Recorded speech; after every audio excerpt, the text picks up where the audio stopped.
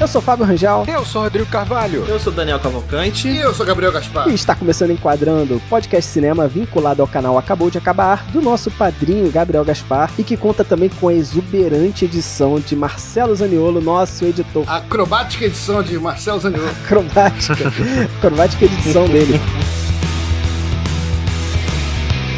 A gente fugiu bastante, mas agora não teve jeito. Daniel aqui presente, conseguiu emplacar um filme aqui da MCU, né, do universo cinematográfico da Marvel. Você fala como se eu fosse o maior defensor da MCU desse podcast. Mas você é. Não sou, não. Acho que é. Você é. Não sou, não. Eu defendo também. O Rodrigo defende bastante também. Gravar Marvel, eu defendo. Tirando o Fábio, todos defendemos. É. Gente, vocês comentem aí nas nossas redes se vocês defenderiam também o filme da Marvel. Eu acho que, assim, não tem como não falar de Marvel nos últimos 10 anos, cara. Não tem como. Pro Fábio tem como, é só não falar. A gente já falou de Joker, não, Joker nem é da Marvel. Parabéns, tá sabendo legal. Caralho. Já foi, temos o primeiro erro. Esse é o nível de pesquisa do Fábio para esse episódio. É o Marvel do Capcom vs Marvel, né? Tô ligado. É, do Capitão. Eu acho até que é bom a gente deixar claro o seguinte: aqui tem 4 caras que não entendem de quadrinho direito. É, o não, Fábio, assim, não entende uma vírgula. É bizarro. Superman é Marvel ou é DC? Não, de fato. Aqui, ó, até falar aqui, eu não sou especialista em quadrinho, nem nada do tipo. E nem em LOL.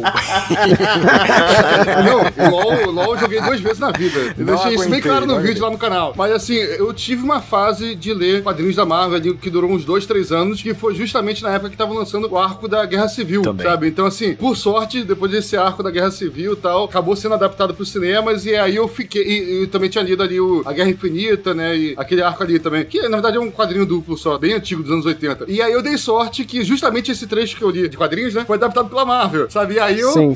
tava surfando na crista da onda ali, eu falei, pô, olha aí, tudo que eu li tá indo pro cinema, tudo que eu li. Agora já acabou faz tempo isso aí, né? Agora eu voltei pra vala comum, né? Eu cheguei a assinar durante um tempo, né? Na época da Panini, eu assinei durante 2 anos, minha tia assinou pra mim, por causa do Homem-Aranha. Tinha 2 revistas do Homem-Aranha na coleção, era a Teia do Aranha e o Espetacular Homem-Aranha, mas vinha de tudo. Então eu lembro que eu li algumas revistas e outras eu não lia, por exemplo, porque eu não gostava dos super-heróis, assim. Sim. Mas foi há muito tempo atrás. Eu acho que a gente deu azar. Eu acho que a nossa geração, que vai, vamos dizer assim, nossa adolescência foi mais pra década de 90, pegou uma fase do quadrinho que não é tão boa quanto a década de 80. A década de 80 é muito boa. É verdade. Sim. Eu lembro que eu tenho uma capa de revista que, assim, anatomicamente, é impossível o Capitão América ter aquele formato, né? Ah, sim, nos anos 90, né? Sabe? Aquela... Nenhum ser humano, não é o Capitão América, nenhum ser humano era possível, né? Sim. Tinha umas revistas assim, isso visualmente, assim, era uma coisa bem extrapolada. Década assim. de 90 é Jim Lee, cara. É. Jim Lee nossa. Eles pareciam uns anjos de evangelho, né? É, Os uma bichos. coisa- É tudo esforço. É. Mas era só pra X-Men e Homem-Aranha, era o que eu queria ler na época. Então, Ou seja, resumidamente aqui, 4 analfabetos. 4 analfabetos. É, de 4 analfabetos. Analfabeto. Vamos falar besteira. Eu juro que eu pensei que o Rodrigo ia falar. A gente deu azar que justamente quadrinhos foi uma parada que se tornou grande, entendeu? A gente é nerd, sabe um monte de outras coisas, mas justamente quadrinhos. Não, e o pior é que assim, pra falar a verdade, durante toda a minha adolescência, o meu sonho era ser quadrinista, né? Olha aí. Tipo, eu lia bastante coisa da Marvel, na verdade eu li muita coisa da Image Comics, Aham. só que depois eu passei pra mangá, né? Tipo, quando saiu no Brasil o mangá, eu fiquei surtado com quadrinho japonês, e aí eu migrei. Eu também. Eu li muito do mangá. É, mas a também. nossa época vai chegar, gente. A Netflix tá adaptando mangá aí. Nossa época vai chegar, cara. Não, mesmo assim, não, essa não é mais minha época, não. Netflix, para de adaptar os mangá. Para de adaptar os mangá. Então, eu segui os quadrinhos da Marvel, da DC por uns 2, 3 anos, e eu parei justamente por isso, tá ligado? Assim, porque não tinha fim o negócio, né? Depois rebutava tudo, resetava tudo, voltava ao início. O mangá, né, normalmente tem uma história com início, meio e fim, sabe, em geral. Tem uma continuidade mais séria, né? Os quadrinhos, cara, como realmente são personagens que tem 50, 70 anos, sabe, de existência em quadrinhos, a continuidade deles é mais problemática de ser trabalhada, né? Aham. Tem 2 pontos aí. Acho que isso é o tanto ponto fraco, porque, cara, imagina, tu acompanhar 70 anos um super-herói, irmão. Não tem... De Homem-Aranha adolescente, tá ligado? Porra, meu irmão, não tem mais história, cara. Não tem. Ao mesmo tempo, tu pega um cara, um roteirista, um desenhista que acaba, jogando um tempero novo e revoluciona o troço, revira a história de cabeça pra baixo e o troço se renova. É tanto o ponto fraco quanto o ponto forte da coisa. Assim. Cara, deixa eu fazer uma pergunta pra vocês. Vocês imaginavam, imagina vocês jovens. Sei que é difícil, que a gente já tá bem velho. Eu sou jovem. Não, você não é tão jovem assim não. Mas vamos imaginar o seguinte, vocês imaginavam imaginavam que era possível o que aconteceu com os quadrinhos no cinema, com a Marvel no cinema, a DC no cinema. A nossa geração é Batman do Tim Burton, saca? É o Super-Homem do Donner, do Richard Donner. Essa aí é a tua geração, irmão. A minha geração é X-Men. Minha geração é X-Men 1. Não, quando rolou o Batman do Tim Burton, eu era bem molequinho. Bem molequinho. Peguei o hype ali do Batman e tal, mas eu não conseguiria conceber o que aconteceu. Também não. Eu peguei o Batman do hype na locadora. Na época era Blade e X-Men, cara. Acho que era... Homem-Aranha também. Homem-Aranha, Tobey Maguire. Homem-Aranha 1, cara. Homem-Aranha 1. Eu tinha ali meus 18 anos, tá ligado? Por aí, né? Quando lançou e foi o... Meu Deus, pela primeira vez estou vendo quadrinhos de verdade no cinema. Parece que os quadrinhos ganharam vida e foram pro cinema, sabe? Homem-Aranha 1. E aí virou, tipo, o sinônimo de pop. O Rodrigo, na verdade, é da época do Fantasma. Meu pai lia Fantasma. Caraca, eu vi no cinema Fantasma. Meu Deus do céu. Eu vi no cinema e me amarrei, cara. Homem Invisível e Fantasma. Porra, me amarrei. Mas posso tentar responder a pergunta do Rodrigo? Porque realmente, assim, eu acho que eu comecei a acreditar que esse caminho era possível com o Nolan, sabe? Tipo, aquela série de Batman do Nolan. A trilogia do Batman. A trilogia do Batman do Nolan. Mas ainda assim tinha uma questão, né? O Batman é um personagem só. Você foca em um personagem. Então acaba sendo, tipo, quase um romance, estilo literário. Você segue... Uma graphic novel ali, fechada. Você segue o personagem principal, sabe? Tipo, beleza. E quando você tem, por exemplo, eu gostava muito desse desenho do X-Men antigo, né? E via esse problema da adaptação, realmente, sabe? Tipo, pô, são muitos personagens, são muitos arcos, sabe? Se fosse uma série... Pequeno Fábio já via isso. Não, cara, porque é complicado, né? Olha a análise crítica do Pequeno Fábio, com seus 11 anos. Do jovem Fábio ali de 8 anos vendo o Homem-Aranha na TV. Eu falei, vários arcos, isso. Então, o Homem-Aranha é mais fácil, mas, por exemplo, lembra do X-Men antigo? Os filmes do X-Men? Claro. Os filmes do X-Men, eles proporcionaram muita coisa que a gente tem hoje. Foi o filme do X-Men que criou tudo isso. É isso aí. Mas eles são, porra, difíceis pra caramba, porque são vários arcos ali dentro e, tipo, os personagens são incompletos no final, sabe? Você fica assim, pô, queria ver mais desse personagem aqui. Entendeu? Acho isso muito complicado. Respondendo assim, até de uma forma mais completa essa pergunta do Rodrigo, né? Você te imaginava que os quadrinhos ganhariam tanta relevância no cinema? Como a gente falou aqui, teve pedras fundamentais, né? Seja com o Super-Homem clássico, seja com o Batman do Tim Burton, seja com o X-Men, né? Que teve sua importância grande, seja com o Homem-Aranha 1, o Batman do Nolan, né? Mas todos eles foram, como o Fábio também falou, movimentos pontuais, né? Que começaram e fecharam seu arco ali, não se tornaram, né, em sua época, um gênero cinematográfico, por assim dizer. Até que em 2008 ali, a Marvel lançou o Homem de Ferro 1, pra quem não sabe, principalmente porque os direitos de quase todos os seus heróis importantes, grandes, já estavam, né, distribuídos para outras empresas, né? Tudo vendido. Tinha sido vendidos, já tá vendido. Não tinha X-Men, não tinha Homem-Aranha, não tinha nada disso, né? E o Homem de Ferro, tirando quem curtia muito quadrinho, era um tipo de super-herói que não tava na boca do povo, sabe? Não era um herói extremamente popular. Classe C.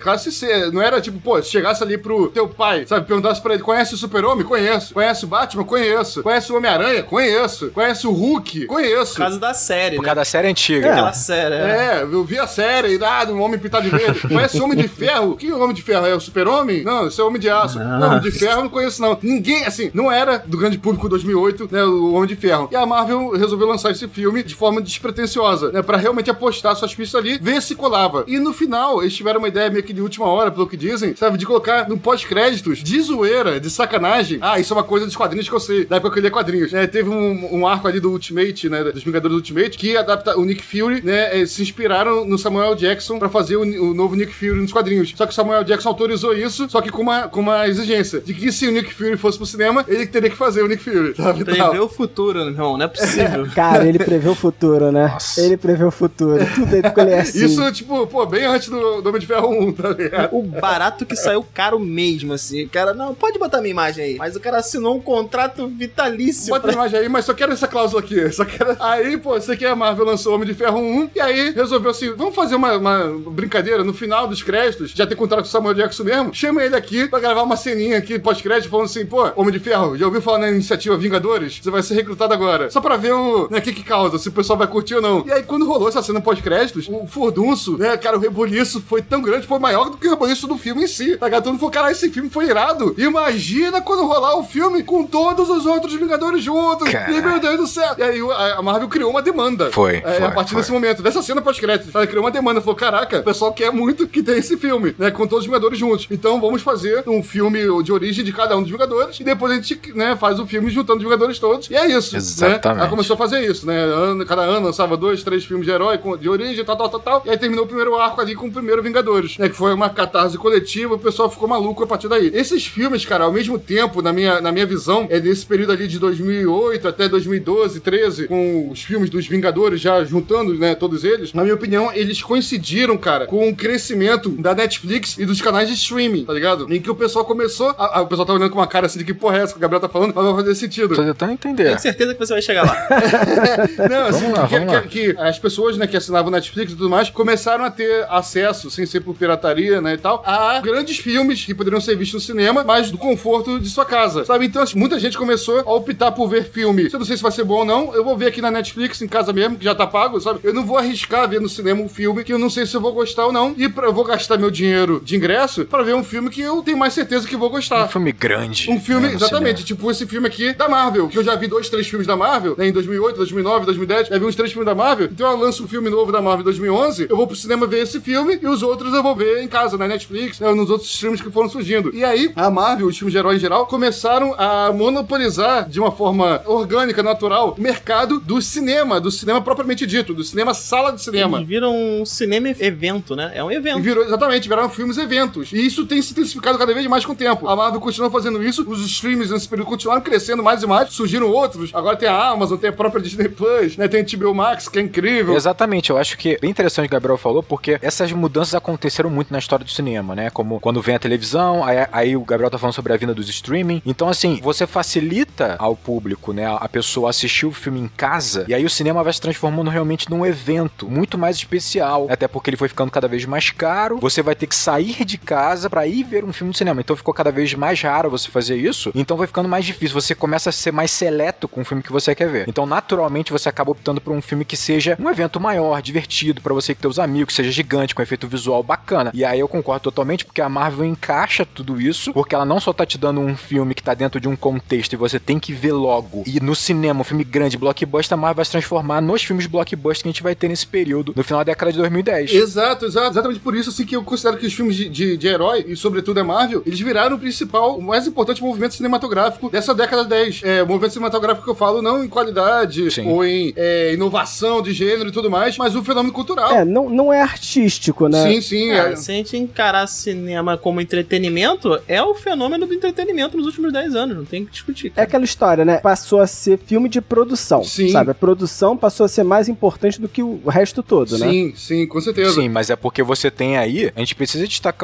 essa questão, você tem um movimento feito pela Marvel que nunca tinha sido feito. É claro, você tem, por exemplo, a franquia 007 tem zilhões de filmes, mas eles se fecham neles mesmos, né? E depois lança o 2, o 3, o 4 com histórias individuais independentes. A Marvel vem e fala o seguinte, olha, eu vou fazer um mega projeto em que os filmes todos vão se conectar e eu vou ter momentos que são os Vingadores e tal, onde todo mundo tá junto. Cara, isso nunca aconteceu no cinema. É um evento, assim, no cinema, na história do cinema, que é absurdo. E tomou a cultura pop. Eu percebi isso quando eu vi meu irmão pequenininho, com seus 6 anos, com a roupa dos Vingadores, os amigos com camisa dos Vingadores, em que você não tem outra coisa na cultura pop. Não tem outra coisa, cara. No cinema, é isso. Cara, é o Star Wars dessa geração, né? O Star Wars tentou voltar aí, mas não tem condição, cara. Não tem condição. O espaço tá ocupado. Assim. Sem dúvida. Eu costumo falar isso no Acabou de Acabar, cara, que a Marvel, ela não faz filmes exatamente, ela faz quase episódios. Sabe, assim, como fosse de uma série, né, que um link com o outro, e o Vingadores é como se fosse o season finale, né, de cada temporada dessa. Aí depois começa uma nova temporada e por aí vai. Exatamente. Mas é importante a gente entender por que escolher Pantera Negra dentre esses tantos filmes e eventos que aconteceram ao longo dessa última década. Inclusive, se a gente for falar de filme e evento, tiveram eventos maiores, né? Se a gente for parar pra pensar em pontos de vista da arrecadação, gente que mobilizou o cinema, o primeiro Vingadores, Ultimato, nem se fala. Mas a gente acha que o Pantera Negra tem um papel importante dentro dessa história aqui, porque, primeiro, além dele ser o primeiro filme da Marvel a conquistar um reconhecimento não só de público, mas da academia com Oscar, ele tem um papel de representatividade completamente diferente que os outros filmes da Marvel, né? Então, eu acho que falar de Marvel também é uma forma da gente aproveitar pra falar desse movimento de representatividade que esse filme, né, traz à tona. E em questão de arrecadação, Daniel, que você citou, ele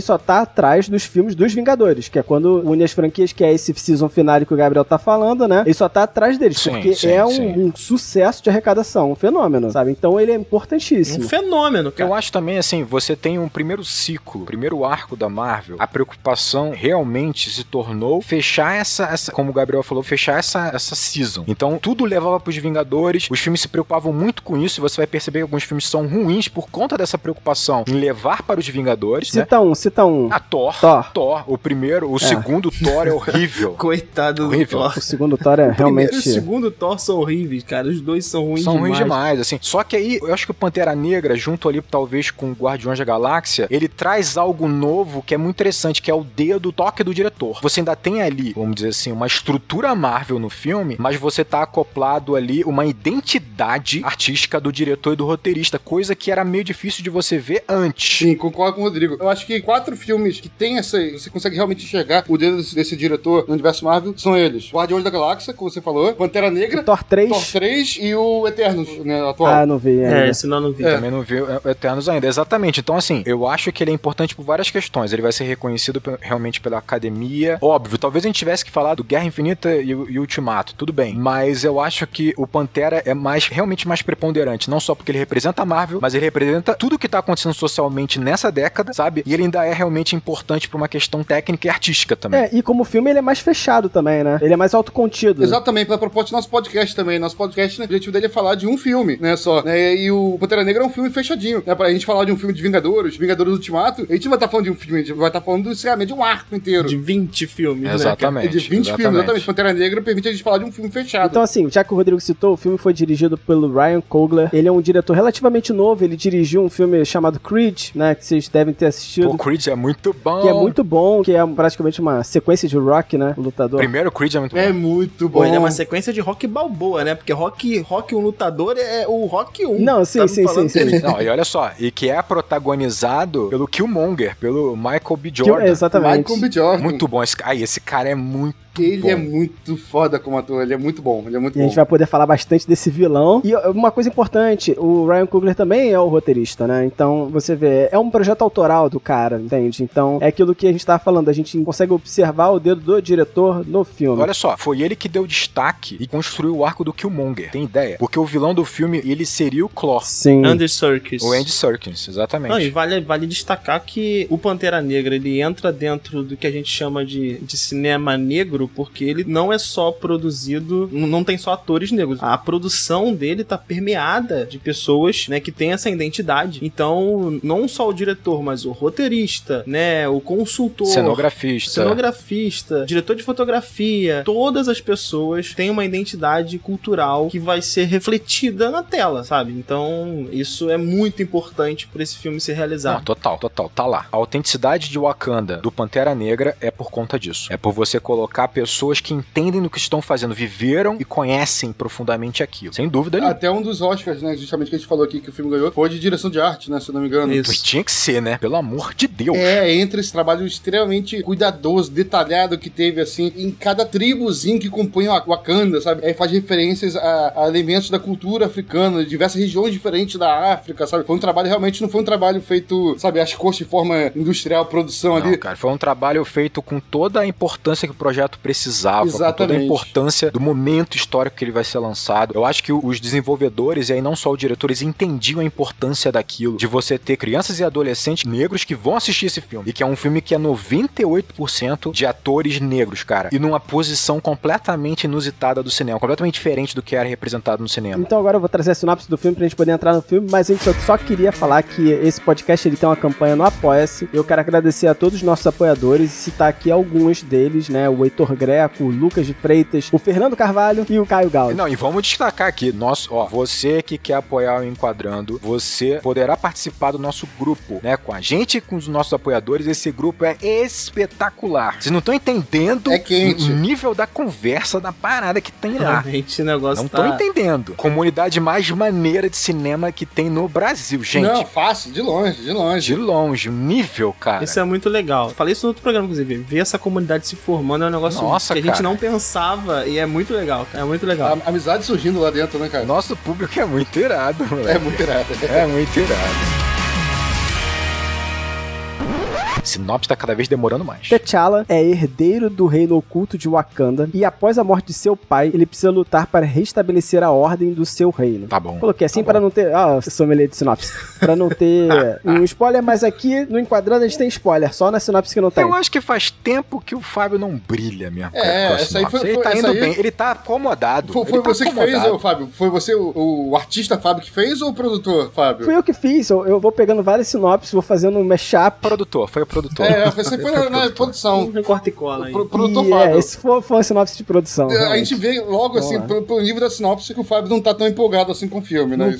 Não tem o não é isso. O sentimento ali. Vale destacar uma coisa muito importante aqui. Nós aqui somos 4 homens, 4 brancos, de classe média. Nós passamos por isso com Corra. Obviamente, a gente não tá em lugar de fala aqui, sem dúvida nenhuma. E Pantera Negra é um filme que fala sobre representatividade. O ideal seria que nosso grupo tivesse, sim, pessoas que entendessem profundamente desse assunto, que vivenciam isso, sabe? Sem dúvida nenhuma. Ao menos com um convidado. Só que a gente não consegue, nesse momento, ter um convidado. Nossa produção é muito complicada, é muito difícil. A gente tá programando pro ano que vem, pra nossa segunda temporada, ter convidados exatamente para que contribua em programas, principalmente programas assim que tenham esses temas, que a gente tem que ter uma pessoa que entenda profundamente daquilo. A gente entende isso, sabe? Isso aí é sem dúvida nenhuma. Então a gente pede perdão aqui por não ter essa pessoa aqui, mas é isso. O que eu fiquei pensando, cara, me veio uma ideia do seguinte. Eu tava vendo o Spike Lee falar. O Spike Lee, ele é um grande diretor. Ele fez por exemplo, Infiltrados na Clã. Ele é o diretor do Faça a Coisa Certa, que é um clássico. Que é incrível. Faça a Coisa Certa é um clássico. É incrível, e eu vi ele falando o seguinte, que na faculdade de cinema que ele estudou, ele foi obrigado a assistir e a estudar o filme O Nascimento de uma Nação, que é do D.W. Griffith, de 1915, que é um dos filmes mais importantes para a história do cinema, por uma questão técnica, pelos avanços técnicos, mas é considerado talvez o filme mais racista já feito da história do cinema. E ele disse, eu fui obrigado a assistir esse filme e a estudar esse filme pela importância técnica, mas eu queria que esse filme não estivesse em nenhuma faculdade, não estivesse em nenhum streaming, não estivesse em nenhuma locadora, não estivesse em lugar nenhum. Só pra complementar isso que o Rodrigo falou, o pessoal tem uma ideia desse filme,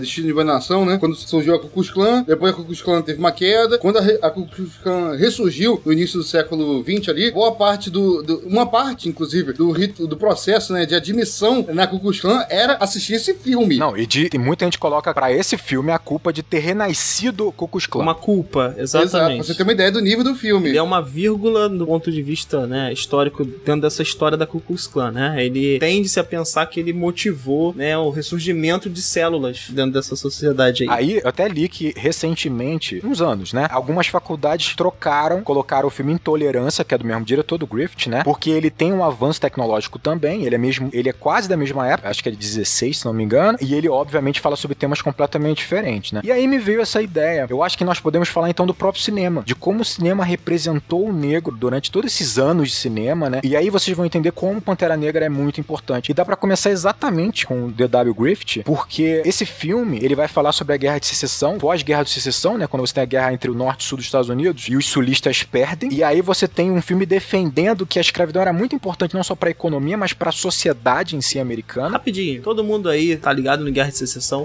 Acho que não. Não sei, cara. Eu acho que o Márcio já saiu. Márcio foi embora.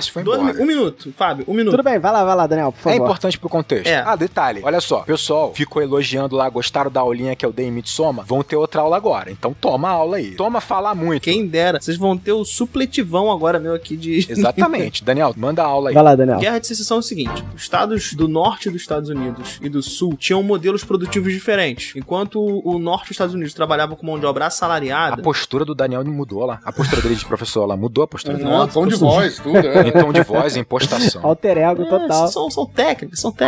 Gostei. O sul dos Estados Unidos usava, sobretudo, produção à base de plantation, que é o mesmo tipo de produção usado aqui no Brasil. Latifúndios, mão de obra barata, nesse caso, mão de obra escravizada. Até gratuita, né? Não era nem barata, gratuita. A mais barata que existe, nesse caso. E isso se dá num contexto daquela marcha para o oeste, né? Novos territórios estão sendo anexados e a discussão era justamente essa. Qual modelo produtivo vai ser aplicado nesses novos estados que estão sendo anexados, né? Então, inicia-se uma guerra de secessão e a discussão vai ser basicamente essa, né? E isso diz muito sobre o modelo escravagista, porque enquanto o norte quer romper com esse processo, o sul quer mantê-lo. Esse é o cerne da história. Essa é a discussão. Mas também não é porque o norte é bonzinho, não. Não, de maneira nenhuma. Aqui, de forma a ilustrar até um pouco mais o que o Daniel falou, é o seguinte: tinha um norte industrial, cheio de máquina, que queria uma mão de obra que ganhasse salário pra poder comprar as bugigangas deles. Isso aí. E tinha um sul com plantações gigantes que queria mão de obra escrava pra poder trabalhar nas fazendas deles. Aí teve a famosa exatamente. a Guerra de Secessão, também chamada, então a gente chama de Guerra Civil Americana, né? Que, exatamente. Enfim, também ficou famosa por isso. E esses modelos, completando o que o Gabriel tá falando, eles são complementares, tá? Politicamente é que a coisa vai desandar, porque economicamente os modelos se complementam. Agora, politicamente, essas lideranças estão querendo, né, mais poder. Não convém pro capitalismo, né, que os dois existam no mesmo país. Convém que eles sejam países separados. Exatamente. O que aconteceu no final da guerra? O Sul perdeu e criou um grande rancor, né, do Norte, né, e um orgulho, e surgiu um grande orgulho do Sul. Aí esse orgulho de ser do Sul, né, tá incutido ali, né, um sentimento movimento extremamente racista pró-escravidão, né? Até porque o que aconteceu? Naturalmente, quando você tem a abolição da escravatura lá, você não necessariamente mudou a condição do negro nos Estados Unidos. Então, da mesma forma que acontece aqui. Exatamente, tipo assim, muitos negros tiveram que voltar a trabalhar para seus antigos senhores, porque não tinham emancipação nenhuma, não tinha educação, não tinha nada, não tinha opção de emprego. Então eles voltam para a condição anterior, na mesma condição, trabalhando por comida, e os sulistas acabaram apontando o dedo, falando, tá vendo como é que vocês estavam errados? A gente tem que ter uma estrutura escravagista. É um absurdo. Né? Seus hipócritas, para ajudar os negros. E aí, nisso tudo, aí tá associado também a eleição do Lincoln também, tá dentro desse contexto, né? É o momento mais representativo do ponto de vista da história americana, né? Da formação, da unificação de um país dentro das mesmas regras, né? Do ponto de vista legal, é feito depois a 13ª emenda, não é isso? 13ª? Acho que 13ª emenda. Não tenho certeza. E aí, o cinema, como sempre ele representa a sua época, todo esse contexto social vai, obviamente, contaminar o cinema. E aí você vai ter, obviamente, diretores racistas, né, que defendiam a escravidão, que vão fazer filmes que defendem a escravidão. O Griffith é um desses. O problema é que ele era um grande diretor, que fez um filme com grandes avanços tecnológicos, né, e ele vai acabar sendo importante tecnicamente pra história do cinema. O problema é esse, Rodrigo, que ele era muito competente como diretor. O problema é que ele era competente. Ele era muito competente, só que o cara era um racista desgraçado. Então, tipo assim,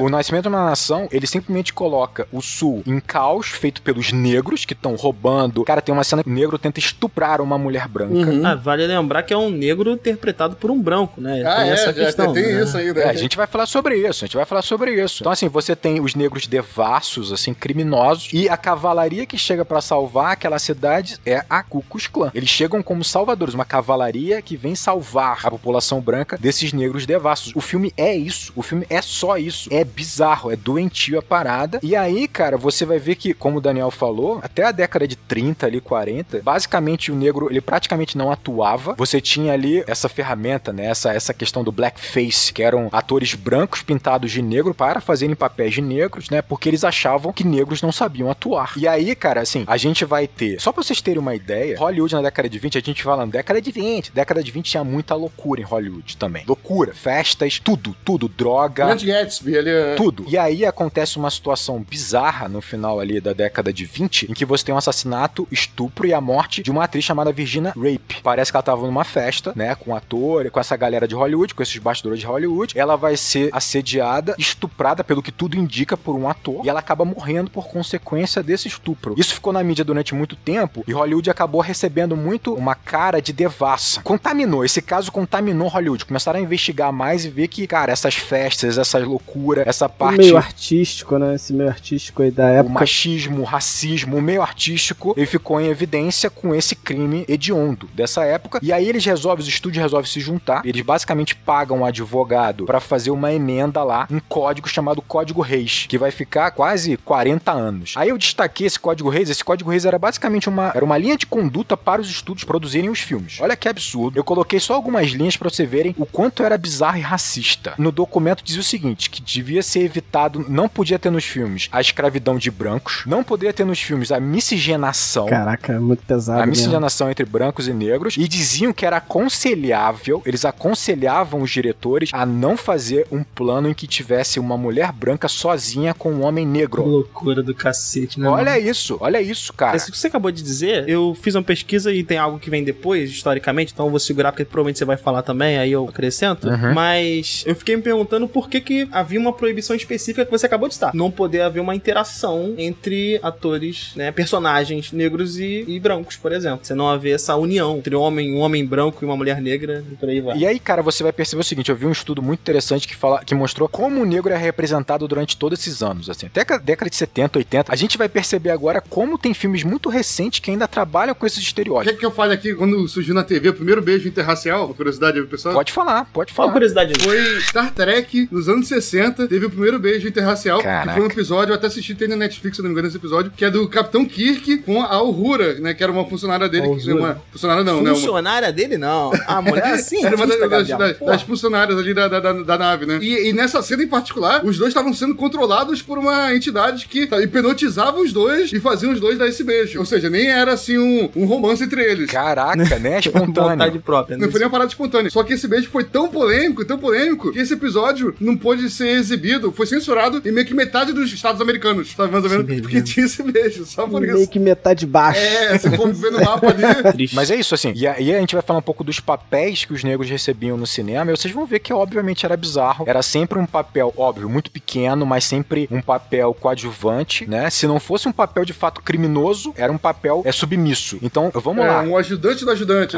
Vocês vão ver, é assustador. Vamos começar com um dos que mais chocantes, que é o Jimmy Crow. O bizarro é o seguinte, olha como é que ele foi criado esse papel. Esse papel do Jimmy Crow é tipo do malandro, o negro malandro. Então, tipo assim, olha como ele foi criado. Um comediante do norte dos Estados Unidos, ele tava fazendo lá ali uma viagem pelo sul, e aí ele viu que rolava entre os fazendeiros lá, os senhores brancos, eles chamavam seus escravos de corvos. Crown, chamavam de crown. Por quê? Não só por uma questão da cor de pele, mas porque nos momentos de descanso deles, né, eles cantavam as suas melodias africanas e tal, e eles achavam que aquele idioma, aquela forma de cantar, parecia realmente um corvo cantando lá. E aí ele pegou isso, essa questão do corvo, do crown, e aí ele criou um personagem que ele se pintava de preto, ele imitava um corvo, no jeito de falar um pouco, cantava umas paradas muito obscena, muito escrota assim, e fazia um personagem negro que obviamente era devasso, malandro. Então esse era um dos muitos personagens que tinha no cinema e na televisão depois americana, era do negro que era esse negro malandro, esse negro que dava pequenos golpes assim, que tá sempre fanfarreando. E né? Fora isso que você falou, Rodrigo, também o corvo, em geral, na mitologia inglesa e americana, assim, né, ele tem um caráter de mau agouro também, sabe, por ser uma árvore carniceira, sabe, uma árvore, né, que come cadáver. Exatamente. Então, assim, esse canto do corvo também não era um canto que costumava trazer boa sorte, sabe, era um canto meio amaldiçoado, sabe. É mais ou menos o equivalente que a gente tem aqui no Hemisfério Sul ao urubu, né, que também é uma árvore carniceira. Exatamente. O Jim Crow seria uma espécie de Zé Curubu. Zé Curubu, exatamente. E aí tu pensa, esse era o estereótipo do negro no sul dos Estados Unidos. Aí tu pensa, pô, e o norte? O norte também tem. Isso que é bizarro. Você vai ter no norte o tal, eles chamavam de Sambo ou Kun. E esse personagem no norte, ele era o seguinte, como no norte você vai ter ali, obviamente, como a gente conversou, a abolição nos Estados Unidos, e lá realmente os negros estavam trabalhando na linha de produção às vezes e tal, muitos não conseguiram emprego. Esse Kun é o personagem negro que é o preguiçoso, que é o que não tem vontade de trabalhar, o que por espontânea vontade não vai pra linha de produção, não quer trabalhar. Não é porque ele não tem vaga, não é porque ele não tem estudo, não é por isso, né? Não é porque o Estado não permitiu com que ele entrasse na linha de produção. Não, não é isso, é porque ele é preguiçoso. Você vê que esses são os americanos menos racistas, né? Porque pro sul, o negro era um psicopata que saía atacando e matando gente, matando brancos e donzelas brancas. Pro norte, não. Pro norte é só um preguiçoso. O negro é só um preguiçoso, porque a gente não é racista aqui. Aí, vou fazer um gancho aqui. A gente tá falando sobre heróis. Existiram outros heróis negros no cinema americano. Mas eu vou lembrar de um aqui, o Hancock, do Will Smith. Ele bebia. Ele não queria confrontar o crime, usar seus poderes. Ele era preguiçoso, de fato, Ele era né? preguiçoso, ele era o Kun misturado com Jimmy Crow. Realmente. Olha isso. Cara, é bizarro, não é bizarro? Mas tiveram muitas outras. Vamos lá, vamos continuar. Aí você tem a Mami, que essa Mami, que é com A, é aquela negra, sempre representada como uma negra mais gorda, com seios grandes, e que ela tá ali pra amamentar as crias brancas, pra amamentar os filhos dos seus patrões. É basicamente o papel da Viola em Vidas Cruzadas, né? Que ela cria a menininha. Exatamente. Né? E ela sempre é meio gentil, a mãezona ali, mas ela é extremamente submissa. Ela tem uma gratidão eterna pela família branca que mantém ela ali naquela casa. Que são patrões excelentes, né? Patrões excelentes. Ela defende a família branca com unhas e dentes. São assim. benevolentes. Essa Mami, sabe? Tipo assim, cara, tem tanto filme que tem essa personagem, e eu vou juntar de novo duas personagens aqui, vocês vão ver. E aí, em contrapartida, a Mami, você tem a Saphir. A Saphir, ela é o oposto. Ela é a devassa. Porque sempre tem. Ela é tipo assim, na verdade ela não é devassa. Ela é forte, ela é meio obscena, ela é meio dominante, ela domina, ela bate. Sabe aquela a esposa que grita? A esposa que grita e bate no marido? A esposa que bebe e fala palavrão? Em certa medida, a Rochelle do Todo Mundo Odeia o Chris. Né? Bom exemplo.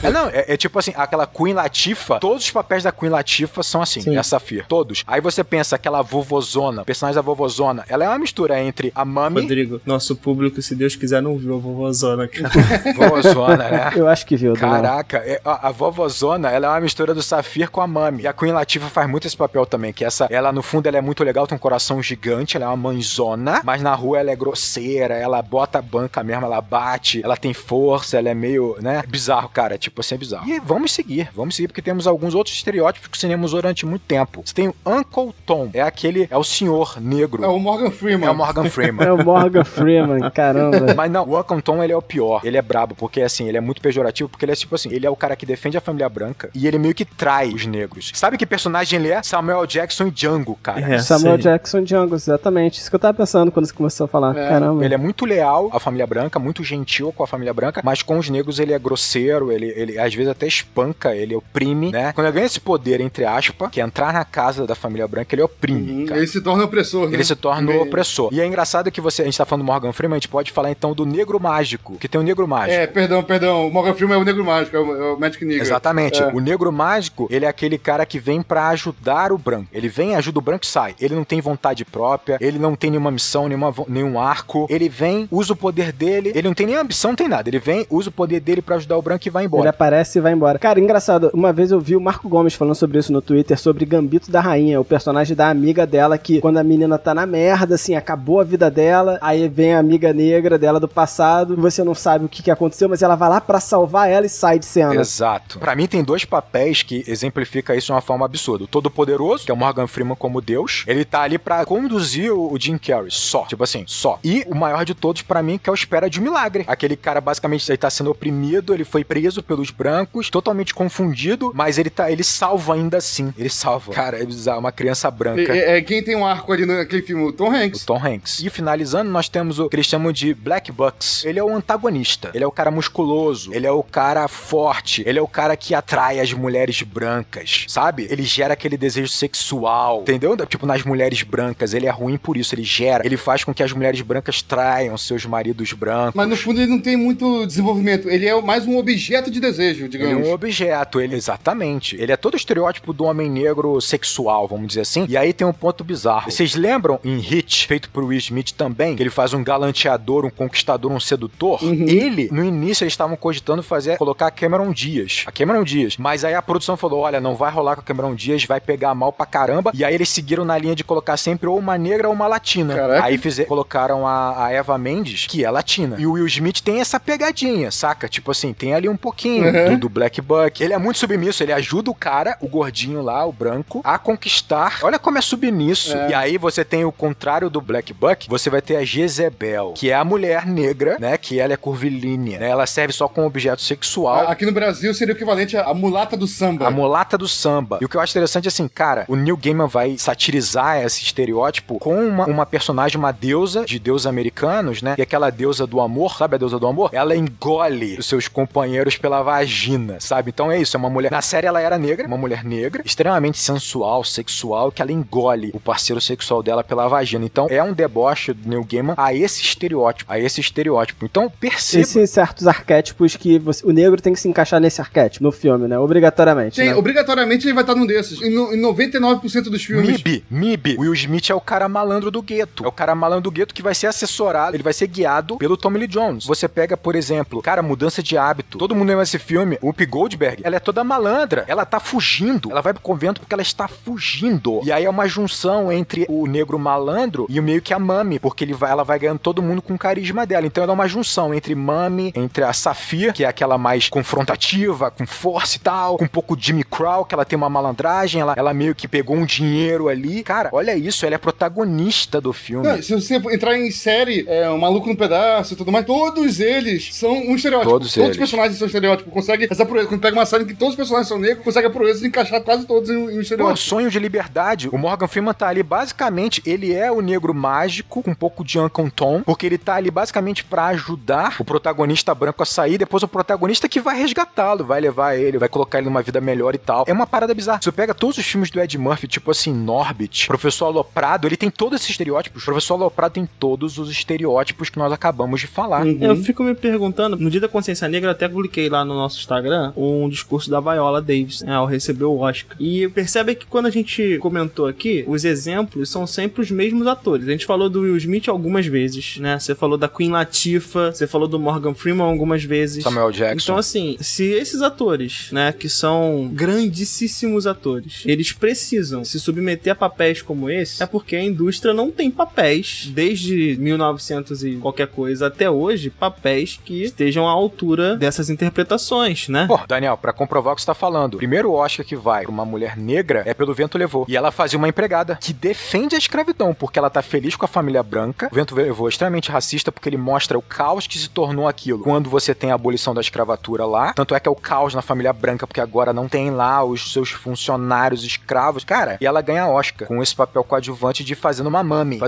E é uma história tristíssima, né? Esse Oscar. Não sei se vocês estão ligados na história desse Oscar. Não tô, cara. Primeiro, ela não podia entrar no prédio pra receber a premiação. Essas leis, né, que a gente colocou aqui. Cara, tu me lembrou uma coisa. A festa de pós-produção do filme não podia ter negro. Não teve os negros que participaram do filme. Não podia. Ela não podia pegar premiação, né? Então ela teve que ter um alvará, vamos dizer assim. Permissão. Uma permissão, porque o prédio não permitia. Ela recebe, mas não pôde posar pra foto do evento. Ela não tá na foto do evento, porque ela não podia posar junto com outros atores brancos. Não tá. E aí, o pior de tudo, cara, é que assim, ela continuou fazendo papéis como esse ao longo da carreira, ela faz vários, ela tá até naquele filme que a Disney tenta tirar direto do ar, né, que é A Canção do Sul, né, coisa assim, um filme extremamente racista. Um filme tenso, né? Ela tá nesse filme também. E aí, o que acontece? O testamento dela, cara, ela botou duas questões. Primeiro, o Oscar dela deveria ser passado pra universidade, Howard, e que ela queria ser enterrada no Hollywood Forever, no cemitério, né, pra atores. Só que o cemitério também não permitia a entrada de negros, ela não foi enterrada lá, mesmo após a morte dela. É um negócio muito louco, cara, porque isso não tem nem 70 anos, cara. Isso, como é que pode uma porra dessa? Acho que a gente não falou o nome da atriz, né, que, porra, é um crime... Vamos registrar aqui, pelo amor de Deus. É a Hattie McDaniel, que é responsável aí pelo primeiro Oscar. Cara, que história triste, cara. E, cara, fazendo minha pesquisa, me veio o e-mail do Javan, Fábio. A gente recebeu o e-mail do Javan, que é um ouvinte nosso, e ele falando por que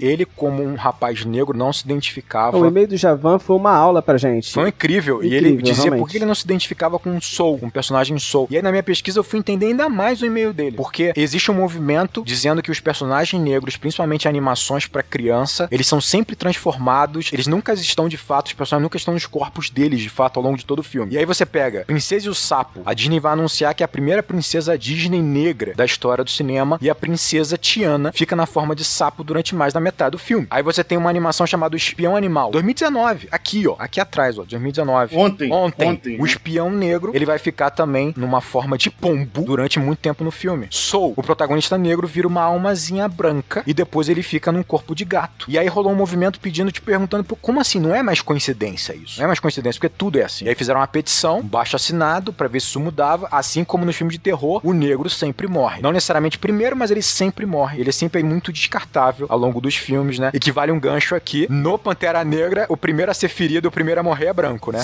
Se não morre primeiro, é um dos primeiros. Cara, isso virou até piada, né? Uhum. Todo Mundo em Pânico, isso é uma piada dentro do filme, né? Mais do que escrachado, tá aí. Então, assim, quando é que isso começa a mudar no cinema? Porque a gente fala, né? Tipo, tá, isso veio mudando até culminar em Pantera Negra. Eu acho que a gente tem que citar rapidamente aqui um movimento cinematográfico que é muito importante pra isso. Na década de 70, Hollywood tá aceitando os diretores mais criativos, uma galera mais underground, porque tá perdendo de lavada pra televisão. O que acontece? A gente tem algumas lideranças, né? Alguns produtores que vão conseguir vencer essa barreira no cinema e vão conseguir produzir por si mesmos. O tal dos race movies, né? Race pictures, perdão. Race pictures. E aí o que acontece? O Oscar Michaud é um exemplo, né? Vai produzir uma série de coisas. Isso vai acabar movimentando economicamente o cenário. E Hollywood vai estar atenta por esse dinheiro. Apesar desses filmes serem produzidos com nível técnico inferior, do ponto de vista que essas pessoas não tinham acesso, né, a uma série de ferramentas, ele mobilizava economicamente toda uma parcela da população. Uhum. Então, com o final da ação aí na Segunda Guerra, a opinião pública, ela muda um pouco nos Estados Unidos com relação aos negros. Há uma maior aceitação por parte do americano médio por causa da atuação no confronto da Segunda Guerra, né, no alistamento, e Hollywood vai surfar nessa onda, vai querer, então, capitalizar em cima disso. Então, até mesmo quando Hollywood inicia-se um movimento, né, pra abraçar mais atores, é grana, a parada é dinheiro, é econômico o troço. É a mesma coisa,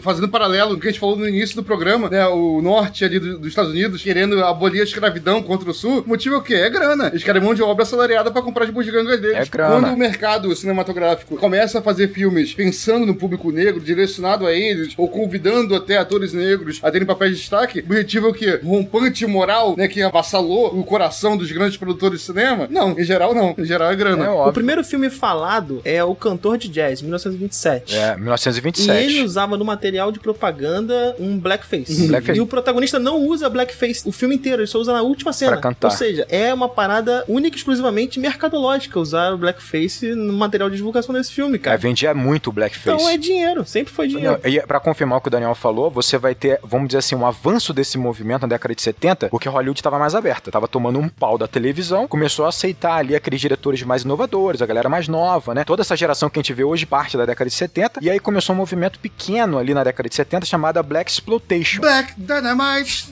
Então, que é um movimento que o Tarantino adora. O Tarantino usa, é viciado nesses filmes do Black Exploitation, e você vai ter o quê? Diretores e produtores negros fazendo filmes que vão entrar com o pé na porta, assim, tipo assim, vou pegar todo esse estereótipo que vocês colocam colocam pra gente, então tá bom, vou usá-los pra debochar. Então eu faço filme no gueto, eu faço com personagens fortes, depravados, palavrão, mas eu vou fazer grandes filmes, eu vou debochar dessa forma enviesada que o branco olha o negro. Então era um filme que chocava pra caramba, tanto é que a crítica especializada pegava no pé, ficou horrorizada. Cita um pra referência, Rodrigo. Até engraçados os nomes, tinha assim, Blácula, o vampiro negro, muito foda, que eles pegavam alguns gêneros assim e colocavam pra eles, tipo, os zumbis de Sugar Hill, Cleopatra Jones, personagens com atores negros, né? O Shaft entra nesse contexto? O Shaft vem um pouco mais pra frente, mas vai beber dessa fonte. O Jack Brown do Tarantino bebe muito dessa fonte, ele vai usar muito essa fonte. Eu acho que isso é inegável. E isso cria um nicho forte que a crítica metia a pau, tava horrorizada, mas o público começou a gostar. Foi o que o Daniel falou, o público já estava aceitando mais esses filmes, né, protagonizados com esse cenário negro, começou a aceitar mais, e claro, a gente vai ver, como a gente falou aqui, Hit, esses filmes tudo meio torto, mas vai culminar em Pantera Negra, e vocês conseguem entender agora por que Pantera Negra é tão importante, porque ele não usa os estereótipos, ele tem um universo ali que não é do gueto, pelo contrário, o Wakanda é o país mais evoluído do mundo, é riqueza, tecnológico, é tradicional, você tem ali a cultura africana sendo destacada, utilizada em cada detalhe, né, ampliada, né, como protagonista, e um casting todo negro, né, olha a importância.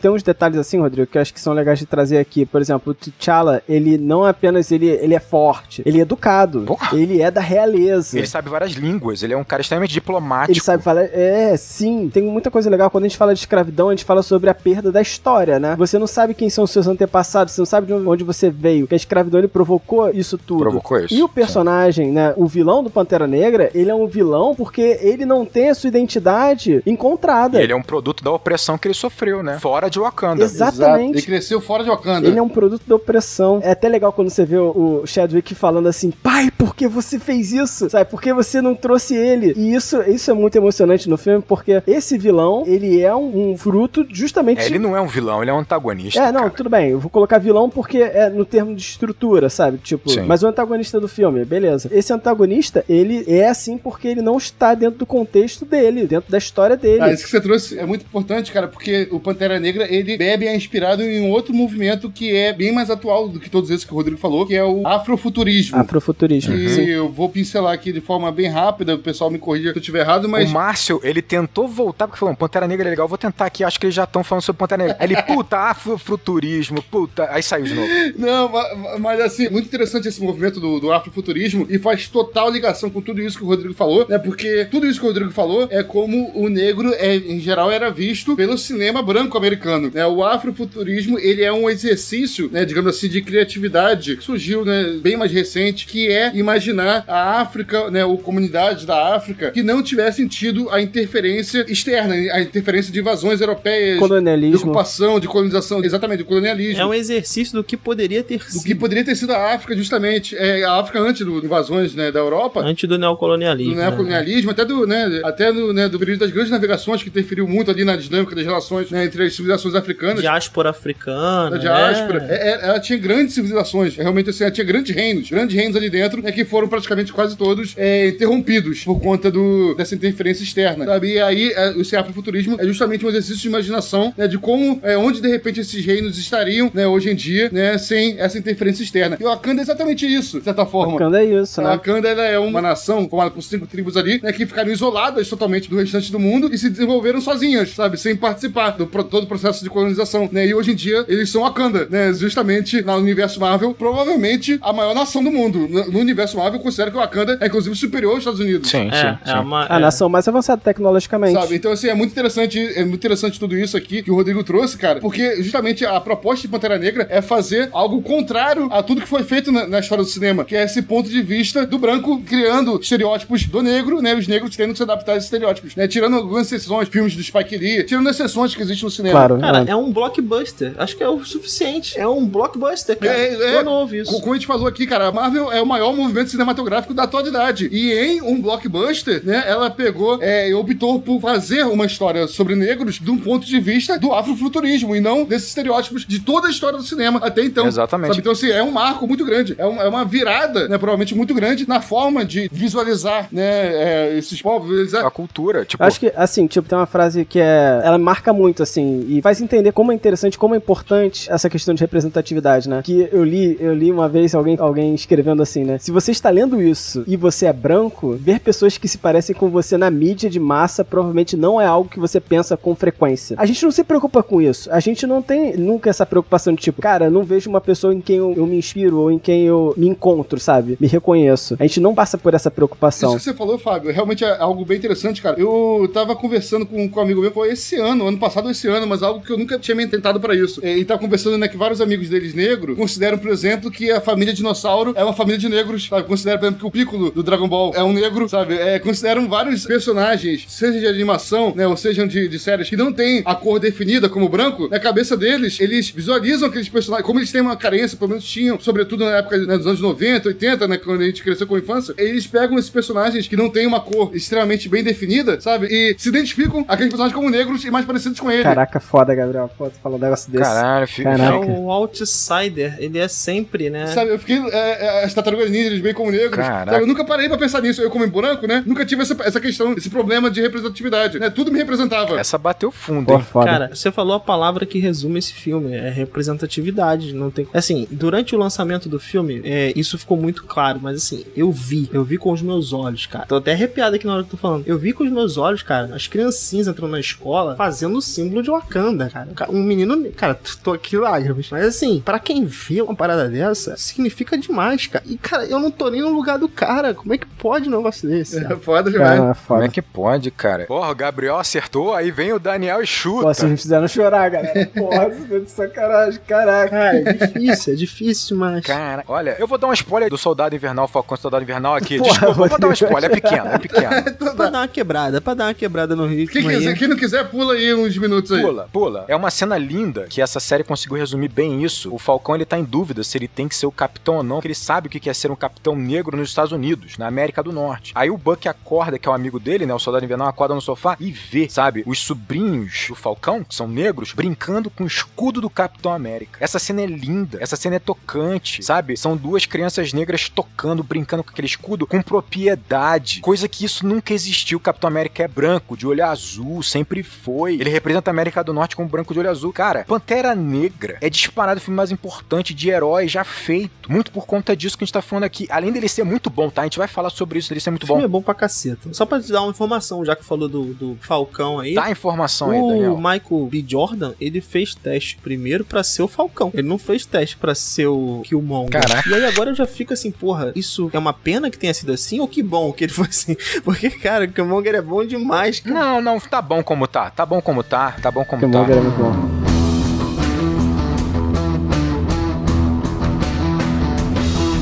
Eu acho interessante, já falando do filme, vamos falar do filme aqui. O que eu acho interessante é que o diretor, o que ele faz? Ele começa o filme no cenário comum, que a gente acha que é comum ao negro. Ele começa onde? No gueto. Ele começa numa quadra de basquete com aquela cestinha de corrente, numa periferia pobre dos Estados Unidos. Ele começa lá. No lugar onde a gente imagina que os negros estão vivos. Na verdade, o filme começa um pouco antes. O filme começa com uma narração, e isso me reteu muito a uma oralidade que as culturas africanas possuem, né? De passar, porque na verdade é isso, é um mais velho contando pro mais novo no início, né? Contando pro mais novo, exatamente. A ancestralidade, a tradição. Ó, Wakanda foi assim, a deusa Ba, né? O presente. Falei, cara, que maneiro. Ele já começou com algo muito forte, né? Dentro dessas culturas. Com identidade, né? Só pra ilustrar isso que o Daniel falou, essa história, né, oral que é contada ali é justamente contando sobre Vibranium, né? Sobre cair um meteoro na África, né? E esse meteoro, né? Deu pra gente a matéria-prima mais resistente do universo, sabe? E nós temos essa matéria-prima, ou seja, nós, o povo da África, temos essa capacidade de resistência, essa capacidade de termos controle sobre esse material mais resistente do universo, sabe? E a partir daí, a gente é alvo de cobiça dos outros, sabe? E isso eu acho interessante, né?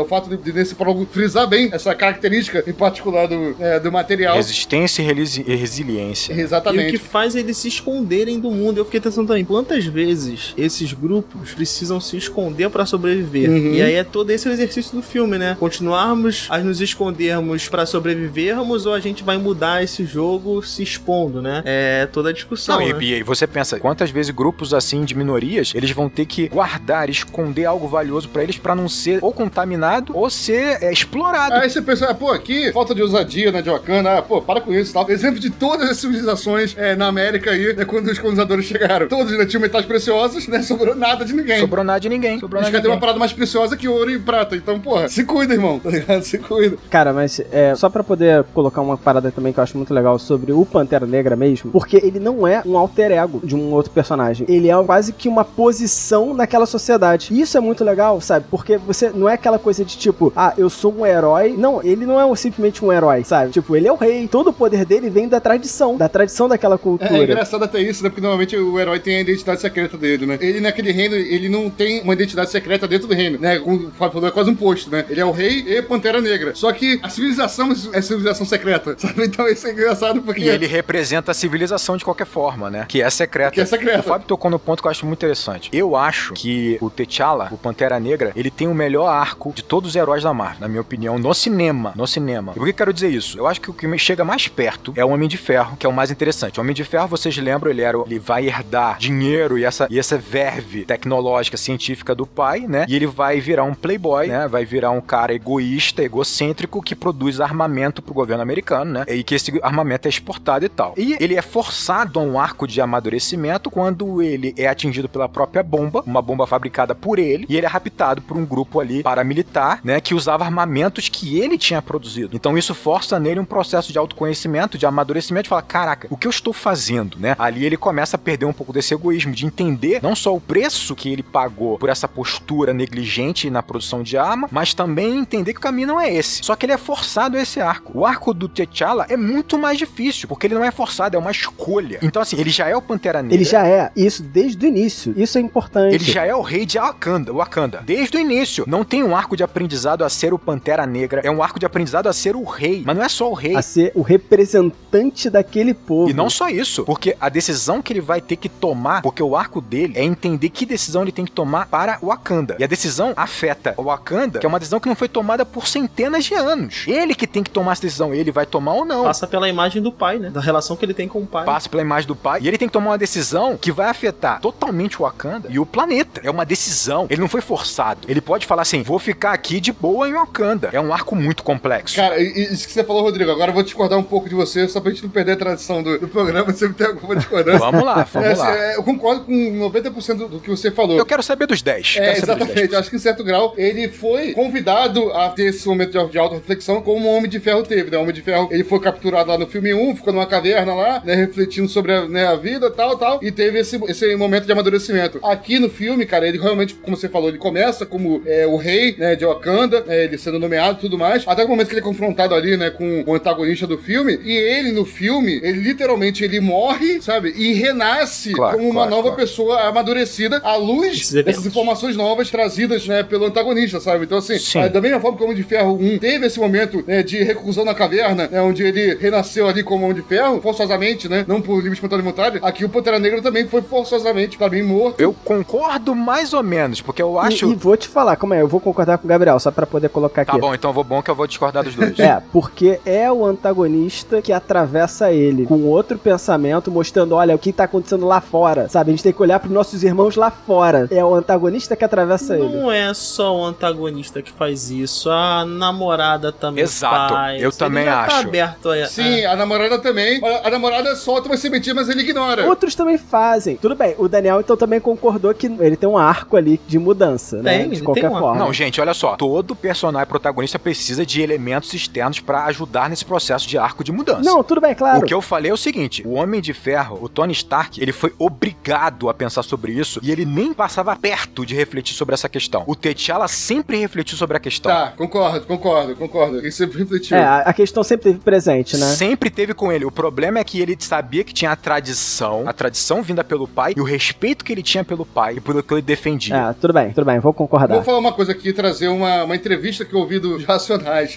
Faz uns 10 anos atrás, mais ou menos. Os Racionais estavam falando o seguinte, essa entrevista tem mais ou menos uns 10 anos, foi naquele momento ali de ato dos Racionais, né, já eram extremamente famosos e tal, e eles, né, estavam um período ali sem lançar disco nenhum. E aí a entrevista estava perguntando pra eles, pro Mano Brown, pro Blue, sobre, né, qual a importância do rap, do hip hop nos dias de hoje, e aí ele falou o seguinte, falou, olha, eu acho que nos anos 80 e 90, né, os Racionais, os rappers, tiveram um papel muito importante em conscientizar as pessoas do que acontecia, né, nos guetos, na periferia. E que agora o momento do hip hop não é mais conscientizar, porque todo mundo já sabe o que acontece, sabe, nesses locais. É sensibilizar as pessoas a respeito disso, sabe? É uma outra função diferente. Claro. O que acontece com o Pantera Negra aqui é exatamente a mesma forma. Ele estava consciente do que estava acontecendo ali, das informações da namorada. Tinha essas informações, claro. Ele tinha essas informações, mas vinha um cara que viveu a vida inteira, um cara que era de Wakanda, viveu a vida inteira fronteira, sabe? Impactado com a agressão do mundo externo, confrontar ele diretamente, sabe? Enfiar, como o Fábio falou, né? As informações por meio de uma lança na barriga dele, sabe? Fazer ele, né, metaforicamente morrer, sabe?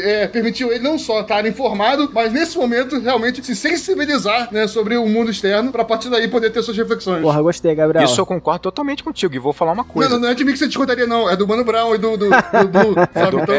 Então eu concordo com o Mano Brown, tô bem. Cara, eu digo mais, eu acho que a genialidade do roteiro, porque é um filme blockbuster, é um filme de ação, ele coloca toda essa questão de dúvida, toda essa fragilidade que vem da dúvida, por ele estar dividido, numa questão física, de luta. Ele representa isso naquele combate com o Killmonger. Isso é incrível, porque ele não vence o Killmonger, porque ele tá dividido. Ele não tem força e decisão suficiente pra confrontá-lo, ele tá na dúvida. Sim. Ele entende aquele cara, mas ao mesmo tempo ele entende o que representa o pai e a tradição, porque o Wakanda é modernidade e tradição. Então, tipo, ele tá tão dividido, ele tá tão fraco por essa divisão, por essa dúvida, que ele é derrotado. E é isso que eu vou dizer. A lança atravessa ele e ele é jogado, e a partir desse momento, quando ele vê que realmente se abrir ao ponto, mas não com violência, ele ganha a força suficiente pra enfrentar todos os conflitos, que aí você vai ter realmente a resolução do filme. Ele ganha a força que o protagonista precisa, né? A força da decisão, né? A força da missão. É muito bom porque ele coloca isso no combate, né? A gente tá falando de um blockbuster, e esse combate eu gosto muito. Esse combate é irado. O do final é uma merda, mas esse é irado. Não, esse é irado. Perfeito. Esse é O do final é ruim? O combate final é Eu não gosto do combate final com o Killmonger.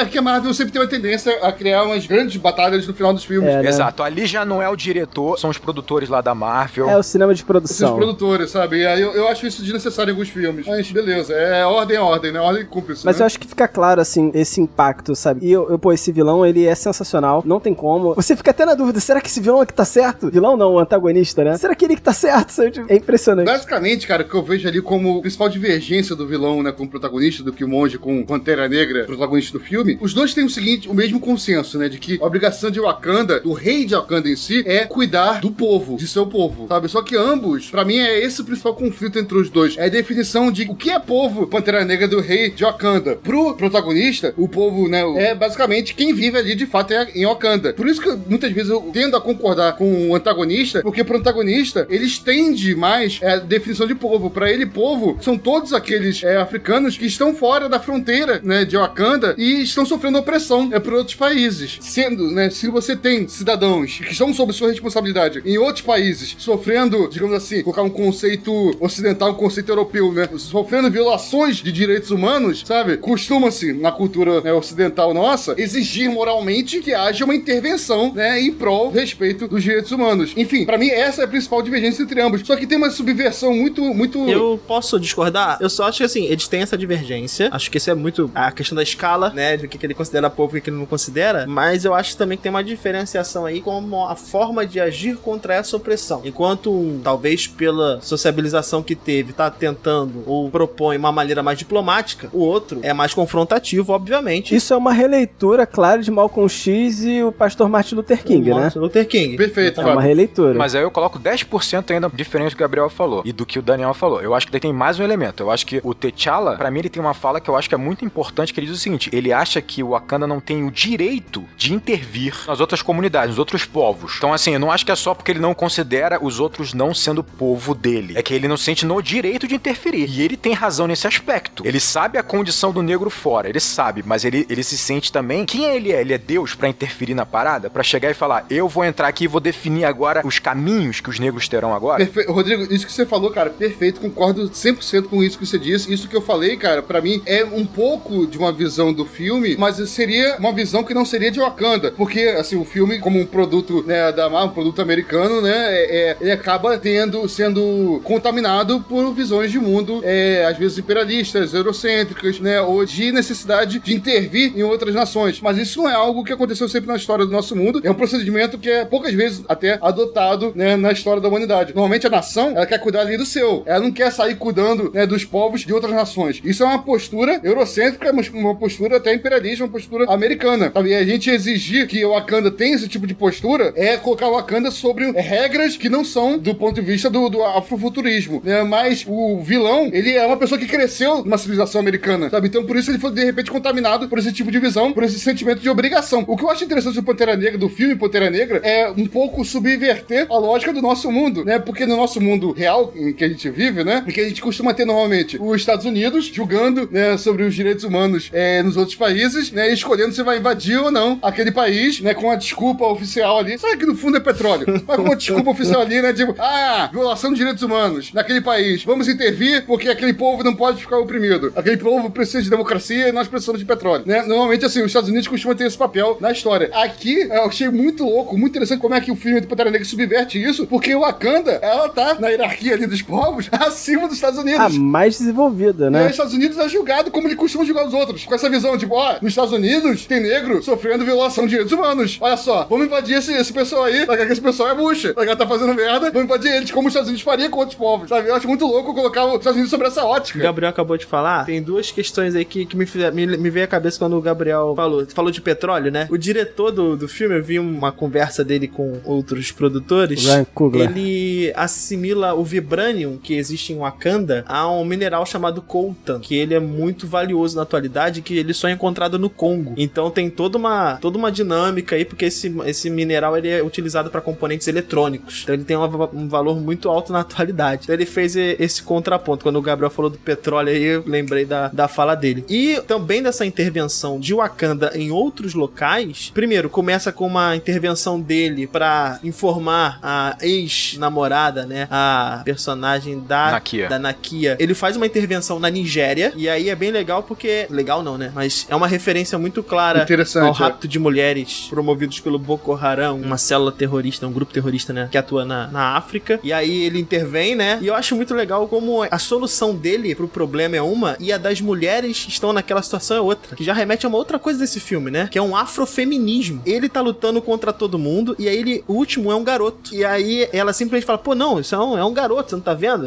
Ela leva o garoto até as mulheres, fala, ó, leva ele pra vila lá e tal. E as mulheres o abraçam. Ou seja, ele é um garoto que é fruto de um sistema, e aquelas mulheres estavam sofrendo aquela opressão. Eles evitaram aquele garoto virar o Killmonger, né? Exatamente. A solução que ela deu ali rapidamente é uma solução que Pantera Negra não daria. Pantera Negra não teria. Não daria. E aí começa toda uma situação em que esse cara, a liderança desse país, ele tem ao lado dele mulheres. Todas mulheres. Só mulheres. Só mulheres, quase. Lembrando que Okoye é a general dele. A general. Que é foda pra caralho. Ela é incrível, ela é incrível. A Okoye é a melhor. Cara, quando ele tá andando ali naquelas ruelas, porque Wakanda é incrível, que é uma mistura entre tecnologia, tradição. Ele tem uma parte que você tem ali um chão de terra, você tem pequenos comércios, mas aquilo é integrado, sabe? Integrado. É integrado com a natureza, né? Você vê que não existe um antagonismo entre os dois. Integrado com a natureza e com a tecnologia ao mesmo tempo. É como se eles estivessem guardando o que é tradicional. Eles são os elfos do nosso mundo. Caraca, é maravilhoso a parada. E aí que ele tá atravessando ali, conversando com a Nakia, e você tem a tropa dele de segurança, que são só mulheres, que são as Dora Milaje. Dora Milaje. É incrível isso, ele tá cercado de mulheres. Ele tá cercado de mulheres, cara. Esse filme, ele acerta em todos os pontos, assim, é muito maneiro. Pra falar das Dora Milaje, a segunda intervenção que eles fazem é pra pegar o vilão, né, interpretado pelo Andy Serkis, na Coreia do Sul. Claw, na Coreia do Sul. Até queria falar aí, Daniel, grande fã de Senhor dos Anéis, nesse filme a gente teve o Gollum e o Bilbo. O Bilbo representa os Estados Unidos, né? Tem o Gollum e o Bilbo. Vou falar disso daqui a pouco, eu vou chegar lá, tu acha que eu não ia meter aqui? Eu vou meter isso aqui. E aí, nessa intervenção na Coreia, cara, a Okoye, ela é a primeira a ser descoberta. E tem uma parada muito legal que eu tinha reparado no filme, eu anotei, e esses diretores, quando estavam conversando, eles falam exatamente a mesma coisa. A Okoye, quando ela é descoberta, a primeira coisa que ela faz é tirar a peruca. Porque a peruca, pra ela, representa uma negação do que ela é. Vou jogar essa porra fora, não preciso mais disso. Joga na cara do maluco. Joga na cara do maluco. Cara, isso é muito maneiro, cara. Eu vou te falar uma coisa. Essa cena na Coreia, essa cena nesse cassino, é uma das melhores cenas de ação que tem na Marvel. Pior que é verdade. A perseguição de carros é muito boa e me fez lembrar muito uma estrutura de 007. Ele indo num país, ele indo no outro país, sabe? E aí... Caraca, é mesmo, né? E ele é todo elegante, né? Ele é o 007. Todo elegante, sabe? Terno e tal, aí é descoberto, aí vira uma fuga alucinada de ação. Um combate antes, depois uma fuga alucinada. O que eu acho interessante, aí a gente fala muito sobre essa questão, como a ação é bem feita, né? A coreografia da Okoye é absurdamente incrível. É muito mais incrível do que a do Pantera, se você comparar. É sensacional, ela é a lança. Porque elas são treinadas pra luta, né? Ele também pode ser treinado pra luta. Sim, mas elas têm uma graciosidade na parada, Não, né? Eficiência máxima e plástica. Realmente, assim, a cena de luta mais significativa do filme são a dos duelos, né? São Pantera Negra. Mas essa cena tem um plano de sequência que eu consideraria realmente a melhor cena de luta do filme e uma das melhores da Marvel. E aí é um plano de sequência longo até, sabe? Que a câmera vai viajando, a câmera começa, né, nessa personagem que a gente falou, que é arremessando a peruca dela ali. Cara, isso é segue muito por ela, bom, desce pro primeiro andar e não corta, no momento nenhum, não corta, sobe, volta pro Pantera, ele enfrentando o Andy Serkis e tal, o Andy Serkis dá um tiro de canhão no Pantera Negra, ele voa, sabe? E sem cortar, ele voa, e a câmera continua filmando. É bem, plano de sequência, é louco isso. Então até isso tem esse cuidado, né, Gabriel? Até nisso tem esse cuidado desse filme ter uma pegada também uma pegada cinematográfica valiosa, né? Sim, e eu quero até aproveitar essa oportunidade aqui também, né, que o filme me deu, pra explicar um pouco a importância do plano de sequência em sequências de ação. É bem rápido aí, fica tranquilo. Um plano longo, sem cortes, trabalho de realismo, porque a vida real não tem corte. Já falei isso 1 milhão de vezes, mas assim, um plano de lutas longo, em que a câmera vai pro primeiro andar, volta pro segundo, a câmera se movimenta pelo espaço, sabe? Ela permite a gente ter uma noção maior do espaço onde eles estão lutando, sabe? E da movimentação entre eles e do tempo de duração da luta, como aquilo ali rapidamente se catapultou pra algo rápido e que foi resolvido em 2, 3 minutos antes deles fugirem, sabe? Então assim, o fato também de não ter corte, além de aumentar no realismo, permite a gente ter uma ciência completa do espaço e tempo daquela cena de luta, sabe? Então assim, quando é possível, né, que a cena de luta seja em plano de sequência, porra, é ótimo. É mais maneiro, é mais gostoso, né? É muito importante. Não, é porque é difícil a beça fazer esse troço, né, cara? O gargalo é esse, o fudeu é esse, porque é muito difícil de fazer. Exige um ensaio absurdo. Mas olha só, eu vou discordar de vocês que essa é a melhor cena de luta do filme. A melhor cena de luta de filme é entre a Lupita e Daniel Kaluuya. Caraca, ela chega pra ele no final lá e fala, olha só. Ele fala pra ela, ó, meu amor... Você faria isso comigo? Você faria isso comigo? Porra, ela manda um furacanda com certeza, cara, aquilo ali, maluco. Então, mas aí tu tá falando de uma cena de luta que nem teve, não precisou. Pô, mas não precisou, meu irmão, não precisou. É verdade. De Sun Tzu, né, que é melhor combate, é aquele que você vence sem precisar entrar em combate. Exatamente. Então tá certo, Daniel. Sun Tzu. Eu gosto muito do Killmonger lutando contra as Dora Milaje. É bem legal. Eu acho muito bem maneiro, legal. assim, porque você entende o estilo de luta delas em grupo. Elas têm um sincronismo. Né, em combate em grupo, exato. E olha, informação das Dora Milaje. Informação, Daniel. Informação, inclusive que informação que eu já dei, tá? Tem um Reels antigo aí que já tem essa informação que eu fiz sobre as Dora Milaje. As Dora Milaje, as atrizes, são todas da Broadway, dançarinas da Broadway. Pra fazer essas coreografias não deve ser nada fácil. E obrigação contratual, raspar o cabelo. Não é maquiagem, é cabelo raspado de verdade. São personagens maravilhosos. Isso é inegável. Aliás, eu vou te falar, aproveitando a cena do cassino, eu acho que ela tem uma conclusão maravilhosa, mostrando o conflito em cima do Pantera, né? Porque ele tá ali com ódio do Claw, e ele tá ali prestes a surrar o Claw, ele não pode. A Nakia vira e mexe, simplesmente vira pra ele e fala assim, você tá louco de fazer isso aqui na frente de todo mundo, assim? Tipo, com os celulares, quem? Sabe, você é o Pantera Negra, você é o rei de Wakanda. A perseguição é muito maneira, eu particularmente gosto muito da Shuri. E a Shuri pilotando aquele carro holográfico, assim, ficou uma parada muito legal, eu gostei pra caramba. E, cara, eu gosto do Claw. Eu achei ele divertido, porque o Andy Serkis, ele tá se divertindo ali, e ele faz um vilão escroto, ele ri, ele debocha, parece que ele tá com tesão de apanhar, tesão de passar por aquilo.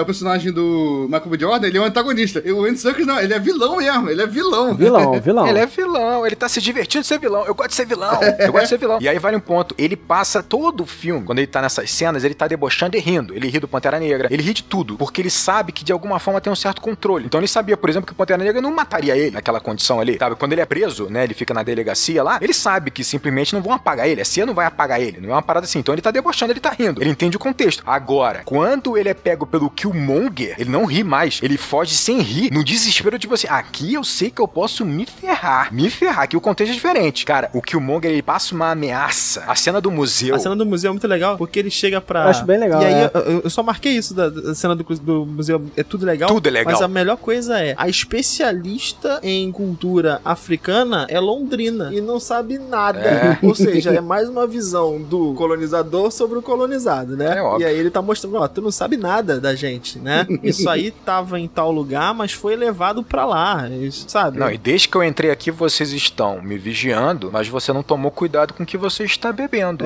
Cara, é muito bom, cara. A postura dele... E ele é muito carismático, isso me assusta. Ele é carismático, o design é maneiro dele, cara. A roupa do Vegeta, que ele é inspirado no Vegeta, tá? Aquele coletinho dele é do Vegeta, ele é fanzaço do Dragon Ball. Exato. Caramba, que maneiro, eu não sabia não. Fanzaço. Os dread dele ficou muito já que a gente tá falando sobre esses simbolismos também, cara, tem a personagem da cientista, né? A Shuri. A Shuri apresenta 2 trajes ali pro Pantera Negra, né? E aí ele olha o primeiro traje e fala, não, esse traje é tentador, mas ele é muito ostensivo, né? E a nossa política é passar despercebido. E ele escolhe o traje despercebido. O Killmonger, quando vira Pantera, ele escolhe o traje como a política externa dele, né? É expansionista de aparecer, né? De atacar os países, ele escolhe o uniforme, né? Que é mais, digamos assim, aparecido. E aí, ou seja, a própria escolha de uniformes deles traduz a política externa deles, né? Já representa. Aliás, é interessante você perceber que, assim, o filme é muito inteligente. Vou falar sobre personagens mais pra frente, mas é muito inteligente em como ele usa os personagens brancos, né? A sensação que eu tenho é que o Claw é um explorador sul-africano, assim, sabe? O branco sul-africano total. E, obviamente, o agente, ele é a representatividade do que é os Estados Unidos em si. Ele é um americano ali. Tem uma parte que ele sempre se imposta, assim, quando ele vai dar informação. Quando ele vai dar informação sobre o Killmonger, ele fala que ouçam agora que eu sei quem ele é. E aí a galera meio que ignora ele. O T'Challa ignora porque ele não sabe, ele não tem nem ideia de quem de fato é o Killmonger, né? Lá ele não manda nada. Ele não manda nada, assim. E isso é muito legal. Eles eram chamados... Outra informação é... Eles eram chamados de Tolkien Guys no set. No set, porque eram os únicos dois brancos, né? E aí tem uma fala do Martin Freeman, né? O Bilbo, né? Fala, pô, então é assim que os atores negros se sentem o tempo todo, né? Num set de filmagem. Porque pra onde a gente olha, né? Só tem negros e assim, é o inverso. É muito legal que quando ele chega e ele tá ali, ele fica, né? Tipo, meio embasbacado com o lugar que ele tá. Ele é o primeiro personagem de fato a ser ferido ali. Ele é o branco, né? E o Claw vai morrer, ele é um personagem branco, olha isso. Ele olha pra Shuri e a Shuri fala, olha, colonizador aí. Tipo, é muito bom isso. Tirando sarro. E aí ele pergunta se a Okoye fala inglês, ela só quando ela quer. Seu imbecil, sabe? Tipo, e quando ele tá naquela tribo que são dos gorilas, que a galera fica assim, quando ele começa a falar, cara, e o cara corta ele, tipo, cara, assim, é muito bom mesmo, cara. Esse filme é muito Isso é muito bom.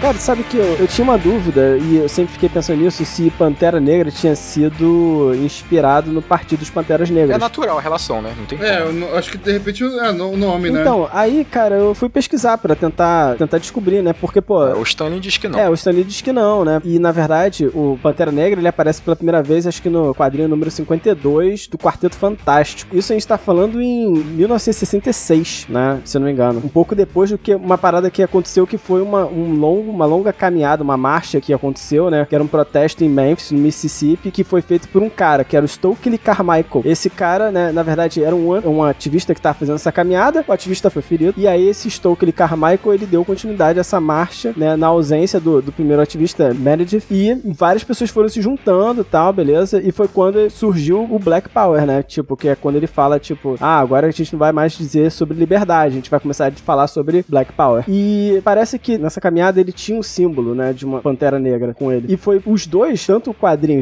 isso é a teoria, né, de tanto o quadrinho do Stan Lee como o partido tenha sido fundado observando esse símbolo. E aí os dois consumiram da mesma fonte, né? Maneiro, né? Os dois beberam da mesma fonte, então, assim, não foi um que foi o seu outro, né, vice-versa. Os dois se inspiraram pela mesma fonte, bacana. Não sabia disso não. Maneiro. Olha, a gente tá falando aqui, né, o quanto Pantera Negra é bom. E vamos deixar uma coisa muito clara aqui. Toda essa representatividade torna o filme ainda maior, mas o que não significa que o filme tem inúmeras qualidades, né? E eu acho que ele tem um núcleo ali que é o mais importante, que é o que energiza todo o resto. Assim, é óbvio que, assim, cenografia é estupenda. O Wakanda é maravilhosa. É um produto de design ali que junta, como a gente tá falando, a ancestralidade, a tradição com a modernidade, a tecnologia. E funciona muito bem. A própria trilha sonora também traz isso. Tem que trazer o contexto de super-herói, então tem que trazer assinaturas da trilha da Marvel. E sabe uma coisa, Fábio? A trilha sonora, ela vai, enquanto o T'Challa, ele é o rei, a trilha sonora é totalmente influenciada por instrumentos e a melodia africana. Exatamente. Quando é o Killmonger, o rei, aí entra o rap e entra o eletrônico. Aí entra o rap, exatamente. Não, e primeiro entra um silêncio. Não, primeiro um silêncio. Sepulcral. A cena seguinte é um silêncio de velório, né? É um velório, E aí exato. é o diálogo entre a Okoye e a Nakia. Que a Okoye, ela quer servir ao rei, né? Exato. Ela não é aquela, ela tem. Ela tem que servir ao rei, não importa, É né? diferente. E isso é maneiro na personagem, cara. Isso é... Ela não quebra. É irmão. óbvio, mas era isso que eu ia falar agora. Eu acho que o design de produção é estupendo e respeita muito, e usa muito a tradição africana e o que poderia vir a ser de uma maneira estupenda. Isso é incrível. A ação é muito boa. Eu não gosto da ação final porque não foi feito pelo diretor. Já é a coisa Marvel, mas a ação, os duelos na cachoeira, meu amigo, aquilo é lindo. Aquilo é lindo demais, É realmente. lindo. As pessoas naquelas pedras, a água interrompida, eles ficam ali num precipício ali. Aquele ambiente parece ao mesmo tempo mágico e opressor, né? Assim, Exato, é mágico, perigoso ao mesmo, é maravilhoso. Todo o design de produção é maravilhoso, a fotografia é muito bonita. E aí, pô, vamos lá, figurino é estupendo. E o mais interessante é que depois eu fiquei prestando atenção como eles usam realmente elementos diversos, assim, cara. Eles usam cores com muita propriedade, assim, eu até marquei uma parada pra falar com vocês aqui, não sei se vocês interpretaram do mesmo jeito, mas o roxo, ele tá sempre, não só no Pantera Negra, né? No Pantera. Mas o roxo sempre foi atrelado a... Quando filmes querem representar a raça negra, eles representam muito com o roxo. O roxo, primeiro, na escala de cor, ele compõe muito bem com a tonalidade de pele mais escura, então ele naturalmente foi utilizado, né? Por exemplo, o Homem-Aranha no Spider-Verse, quando tem o Miles Morales, puxa pro roxo, né? O roxo também tá associado a uma questão mística, ao misticismo. Então, por exemplo, o chefe de cerimônias, né? O amigo do pai do T'Challa, né? Ele usa o roxo, por exemplo. Quando você quer atribuir algo a uma coisa mística, sobrenatural, é roxo. Os povos são cores quentes, aí tu tem o verde muito forte, o amarelo, o laranja. O que é de fora é azul, então o azulado vem de fora. Quando as meninas estão em exílio lá, quando o Killmonger ele assume o trono, elas vão pra aquela área montanhosa lá e elas estão com vestes mais azuladas. O calor, a temperatura tá em Wakanda, né? Que é o vermelho, é o laranja, é o amarelo, né? Mas é isso, eu acho que é um trabalho de produção incrível. Você tem atuações maravilhosas, mas eu acho que o núcleo que alimenta tudo isso e que mais ou menos falamos aqui são, sem dúvida nenhuma, os personagens. Os personagens é que constroem Pantera Negra e fazem Pantera Negra ser um filme muito acima da média dos filmes de herói. E eu acho que quando a gente fala sobre personagens, a gente tem que entender que o que torna um personagem muito bom não é necessariamente o seu diálogo, não é necessariamente, às vezes, nem a própria atuação, é a sua história pregressa. Isso é uma parada que as pessoas às vezes não percebem. Um personagem, ele é muito mais forte no filme porque ele carrega com ele uma história pregressa, anterior ao filme, né? Como o Gabriel já falou aqui, o filme não deixa de ser só um recorte da vida dele, normalmente é um recorte muito importante, é onde há o momento mais importante dessa mudança, desse arco de aprendizado desse personagem, mas ele tem uma história pregressa. Então, quanto mais você trabalha essa história pregressa, mais complexa ela é, mais detalhada, mais fácil é pro roteirista entender quais são os conflitos que ele vai colocar no filme. E criar conflitos complexos, né? Criar conflitos complexos também. Sim, mas o mais importante, quais são os conflitos corretos e coerentes para o arco que faz sentido, o arco de aprendizado que faz sentido para essa história pregressa. Então, é isso que torna esses personagens pulsantes. E aí, nós falamos uma parada muito importante que é, pra mim, o T'Challa tem a missão mais difícil de todas. Aí tem que tomar uma decisão que nunca foi tomada em centenas de anos, né? É uma decisão que vai afetar o Wakanda, é uma decisão. Isso é muito difícil. E o que faz o roteirista de forma muito inteligente? Ele mostra pro público quão difícil é essa decisão, colocando nos personagens a representatividade das decisões que podem ser tomadas. Então, cada personagem tem uma posição, e essa posição normalmente entra em conflito, e quem tá no meio é o T'Challa. Então, por exemplo, ele vai ter um confrontamento natural e direto com o antagonista, que é o Killmonger, que, enquanto o pai do T'Challa, que é o T'Chaka, ele é a própria representatividade do que é Wakanda isolada, protegida, escondida, ele matou o irmão para manter Wakanda protegida, escondida. Você tem o Killmonger, com necessariamente o pai, é a representatividade de uma Wakanda aberta, mais confrontativa, agressiva, dominadora, vingativa, de tudo que eles sofreram. O próprio Wakabi, do Daniel Kaluuya, assim que ele chega no trono, ele espera do T'Challa posicionamentos diferentes do que o pai dele tinha, né? E ele já deixa isso muito claro. Exatamente. Esse personagem, ele já tá puxando a corda pra direção do Killmonger, né? A gente tem que entender que o T'Challa tá no meio. Aí você vai ter, por exemplo, a Nakia. A Nakia, ela que é uma Wakanda aberta, mas de uma forma diplomática, uma forma de você abraçar os outros povos, né? De uma forma mais reconciliadora. Ele tá puxando o T'Challa pra outro lado. E o mais interessante é que ele coloca esses posicionamentos diferentes dos personagens. Você tem a Okoye, por exemplo, ela é ultra tradição. Enquanto a Nakia, ela é a modernidade, a abertura, a flexibilidade, a progressão, a Okoye ama ela, ama o T'Challa, só que ela é a tradição. Ela sabe que o rei tem que ser protegido pelo general, não interessa que rei é esse. O papel dela é ficar lá. Então, ela não necessariamente quer a Wakanda aberta ou fechada, mas ela é tradicional, ela quer a Wakanda com a tradição que ela sempre teve, ou seja, ter um rei. Perceba, cada personagem tem um papel e eles estão orbitando em volta do T'Challa, puxando ele pra cada lado, e isso deixa muito claro pra gente vendo quão difícil é tomar essa decisão. E por que você se envolve com os personagens? Porque você entende claramente a posição deles, mas porque eles têm uma história pregressa muito interessante, que você imagina, e isso que é interessante. Você vai preenchendo, né? Uma lacuna que você vai preenchendo, né? Você vai preenchendo.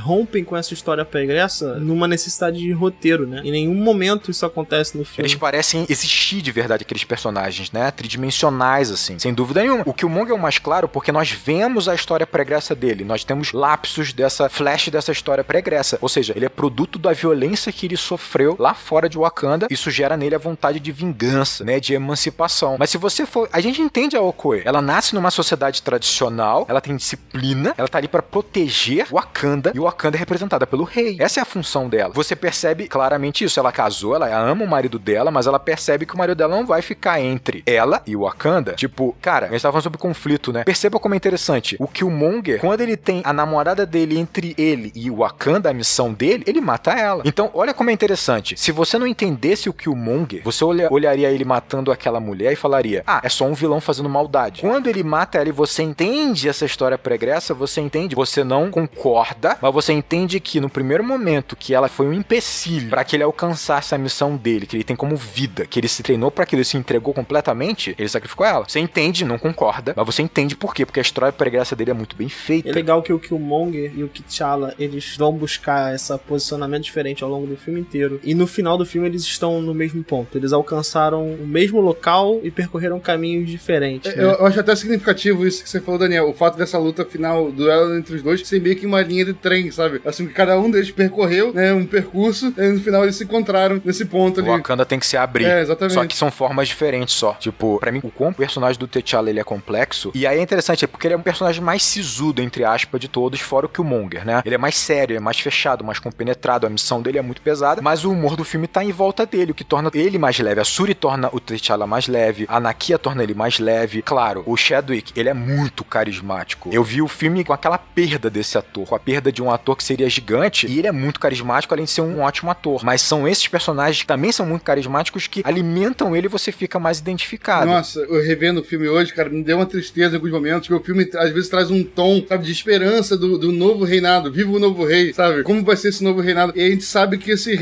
reinado vai ser provavelmente um universo extremamente curto, né, com a perda dele, cara. Então, assim, todo momento, assim, às vezes do filme de exaltação, de esperança, desse novo futuro, sabe? Acabava sendo uma tristeza. Cara, eu fiquei muito emocionado e eu gostei muito como o arco do T'Challa foi colocado numa cena. Quando ele descobre o que aconteceu com o tio dele, né, que o próprio pai mandou matar, e aí deixa o primo nos Estados Unidos sozinho, né, ele, não só a cena encontrando o T'Challa, o pai, ela é muito tocante, mas eu acho que ele conversando com a Nakia é maravilhoso, porque naquele momento que ele fala, como pode um rei tomar uma decisão dessa? Como pode um homem tomar uma decisão dessa? Naquele momento, você vê que a imagem do pai e de toda essa ancestralidade desmorona a ancestralidade, mas desmorona também a imagem como pai. Ali você percebe que ele tá muito fragilizado, o arco tá longe de se concluir, né? Ele tá muito perdido, cara. E a Nakia que fala pra ele, não, você vai ser outro rei. Você não necessariamente tem que seguir o que seu pai fez. Cara, o arco dele é muito foda. O arco do T'Challa é muito incrível. Não é tipo o arco do Thor de que ele ter a honra ou valor pra ser aceito por Odin ou pra ter o Mjolnir, não, saca? Porra, não tem comparação. Não tem comparação, Não tem, cara. E vou te falar, assim, e é aquilo que eu tava comentando, não é um filme de origem, sabe? Então, você não tá vendo a origem do herói, o herói já existe desde o início, sabe? E não é um alter ego, ele é aquilo, sabe? Tipo, o personagem é o Pantera Negra. Isso é tão legal que muda toda a estrutura, sabe? Então, a Marvel tem que mudar a estrutura do filme. Não é a mesma estrutura que segue, o Homem de Ferro, que é igual a estrutura do Doutor Estranho. Eu adoro o Doutor Estranho, vem não, eu adoro o Doutor Estranho. Não, eu adoro, mas é a mesma estrutura do Homem de Ferro. Correu zero risco naquele filme. É a mesma estrutura. Sabe, tipo, e é a mesma estrutura do Thor, e é a mesma estrutura, entende? E é essa estrutura de origem, né? Em estrutura, não tô dizendo que, claro que tem diferenças, né? É formulaico, né? Os filmes da Marvel, no geral, são fórmulas. É uma fórmula. E aqui, a gente tem algo que vai de encontro a essa fórmula, sabe? Tipo, que quebra esse paradigma e a gente tem um filme totalmente diferente. Não, e que ainda assim é um filme de ação divertido que lembra Marvel. Exato, ele não foge disso, mas ele consegue nos detalhes. E nesse... Sabe por que foge da fórmula? Porque ele respeita muito essa coisa do personagem, o conflito dentro deles, cara. Quando você foca o personagem de verdade, esse conflito interno, não tem a ver com poder, não tem a ver com uma luta gigantesca, não tem a ver com nada disso. Cara, eu não gosto particularmente de como foi escolhida a parte de produção de design da luta final entre o Killmonger e o Pantera Negra. Eu acho que essa escuridão fez com que a luta fosse confusa. Eu entendi o que eles quiseram fazer, mas não ficou tão plástica, ficou confusa. Mas, cara, ela é importante pelo fato de você entender os dois, de você, de alguma forma, se identificar com os dois, muito com o T'Challa, obviamente, mas também um pouco com o Killmonger. E eu não queria que o Killmonger morresse, cara. Sim, nossa, isso aí pra mim foi... Se eu tenho que criticar o filme, pra mim, pô... Esse discurso final do Killmonger? Cara, o final é de chorar. O final, eu tô sem palavra mesmo. Eu acabei de perder a palavra de verdade, assim. Tipo assim, o final, o Killmonger falando lá, pra que você vai me salvar? Pra eu ficar preso numa cela? Pra eu viver como um escravo, como meus ancestrais viveram? Não, me joga as cinzas no mar, como os escravos que fugiram desesperadamente da escrava se jogaram. Cara, esse final... É um soco no estômago. É um soco no estômago. Ele é potente. Ele é potente. É muito digno digno o protagonista, né, cara? Coloca ele numa posição de muita dignidade. Esse final é muito potente. E o final em si mesmo, né? A cena final de todo filme da Marvel tem um pós-crédito, né? O pós-crédito é justamente ele indo na ONU, né? Fazer a abertura de Wakanda, né? Tomar a decisão política que o filme todo tratou. Primeiro, é uma decisão difícil, mas que, como a gente falou, né? Coloca os dois personagens no mesmo ponto por caminhos diferentes. Fechou o arco ali do filme redondinho, bem fechadinho. E aí vem um senhor e pergunta pra ele assim, mas o que uma nação de fazendeiros pode fazer pelo mundo? E aí eu fiquei me perguntando, cara, na menor das hipóteses, uma nação de fazendeiros promove alimento pra boa parte do mundo. Sim. Sabe? Então, assim, até essa pergunta, ela tá tão preconceituosa, tão petulância. Tal petulância. É canalha,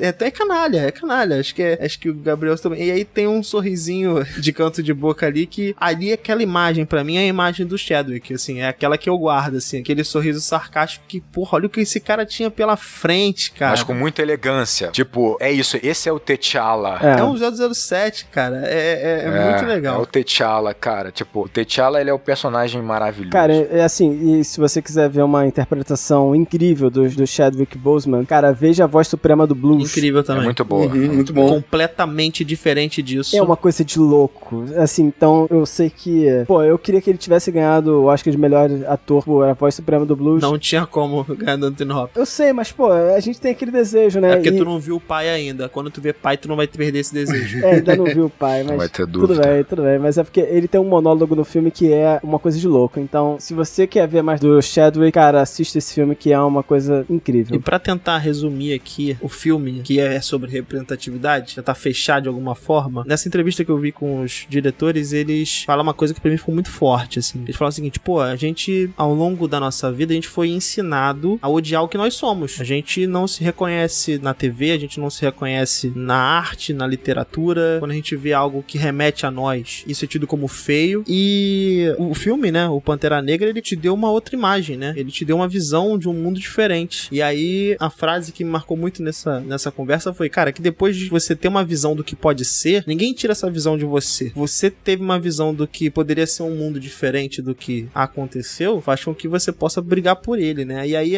o questionamento final, né, era basicamente esse, cara, eu não sei, a gente não tinha noção da proporção que esse filme ia alcançar. É algo que nenhum de nós aqui da produção esperava. Mas eu tô satisfeito porque daqui pra frente vai ter um garotinho que viu esse filme hoje e vai falar, pô, na minha época eu vi um filme que me empoderou tal qual tantos filmes empoderaram, né, tantas pessoas aí a fazer atitudes que nos levam um passo adiante. Complementar isso que o Daniel falou, cara, eu até tinha notado isso, pra falar, eu tinha esquecido. Tem um livro muito bom, recomendo pra todo mundo, que é Realismo Capitalista, que, em geral, né, a conclusão do livro é a seguinte, é um livro feito por um cara que até já faleceu, mas ele usa vários exemplos de filmes, como Filhos da Esperança, até Mad Max e tal, e a conclusão do livro, em geral, é como, hoje em dia, é mais fácil nós imaginarmos o fim do mundo, né, do que o fim do capitalismo. Quando eu digo fim do capitalismo, é isso, é uma capacidade de imaginar alternativas, né, de sociedades organizadas de formas diferentes, de modo a proporcionar uma melhor qualidade de vida pra todo mundo. E aí, o que esse filme faz é isso, cara, é furar um pouco desse sequestro, né, de imaginação, né, que o próprio capitalismo fez conosco, sabe? E proporcionar a gente,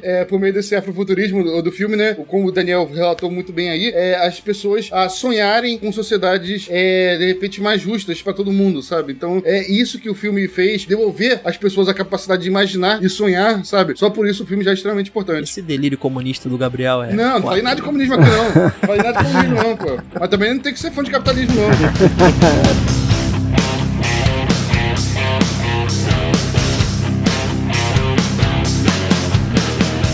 E se você quiser conversar com a gente sobre esse podcast, quiser aumentar essa discussão, vir aqui discordar ou concordar com a gente, você pode fazer isso nas nossas mídias sociais. Você pode também apoiar a gente lá no Apoia-se, entrar no nosso grupo de Telegram e xingar a gente lá dentro. Quer dizer, eu acho que não pode xingar porque tá nas regras. Não, entre lá, porque eu dei uma olhada lá, Fábio. A gente já anunciou, né, que a gente ia gravar sobre Pantera Negra. O pessoal já tá debatendo lá sobre o filme, sabe? Então... Já tava debatendo sobre o filme, né? Caraca, pô, mesmo. participe desse debate também lá com a gente. Então a gente tem lá nas nossas redes sociais, sociais. Nós temos o nosso Instagram, que o Daniel tá sempre postando imagens. A gente não falou de nenhuma imagem, né, Daniel? Que você vai colocar no Instagram desse episódio aqui, mas certamente vão ter imagens lá. Sem pressão, mas vão ter. Sempre tem imagens. Então segue a gente lá no @enquadrando_oficial. Segue a gente no Twitter, no Enquadrando_, que a gente tem uma equipe que tá sempre lá falando com o público. Entra no nosso YouTube. A gente espera que em algum momento a gente tenha mais conteúdos lá no YouTube, mas a gente tem o YouTube do Enquadrando, que é Enquadrando. E também você pode mandar um e-mail pra gente, pra mandar, se você quiser mandar um textão, ou se você quiser vir com um patrocínio lá pra patrocinar esse podcast, com recebidos, pode ser com recebidos. Se você for, de uma agência ou de alguma empresa grande, quiser mandar um recebidos pra gente, você manda lá pra contato@acaboudeacabar.com.br. É isso, senhores. Divulga a palavra, ajuda a gente aí como puder. E, Rodrigo, um grande abraço. E bons filmes.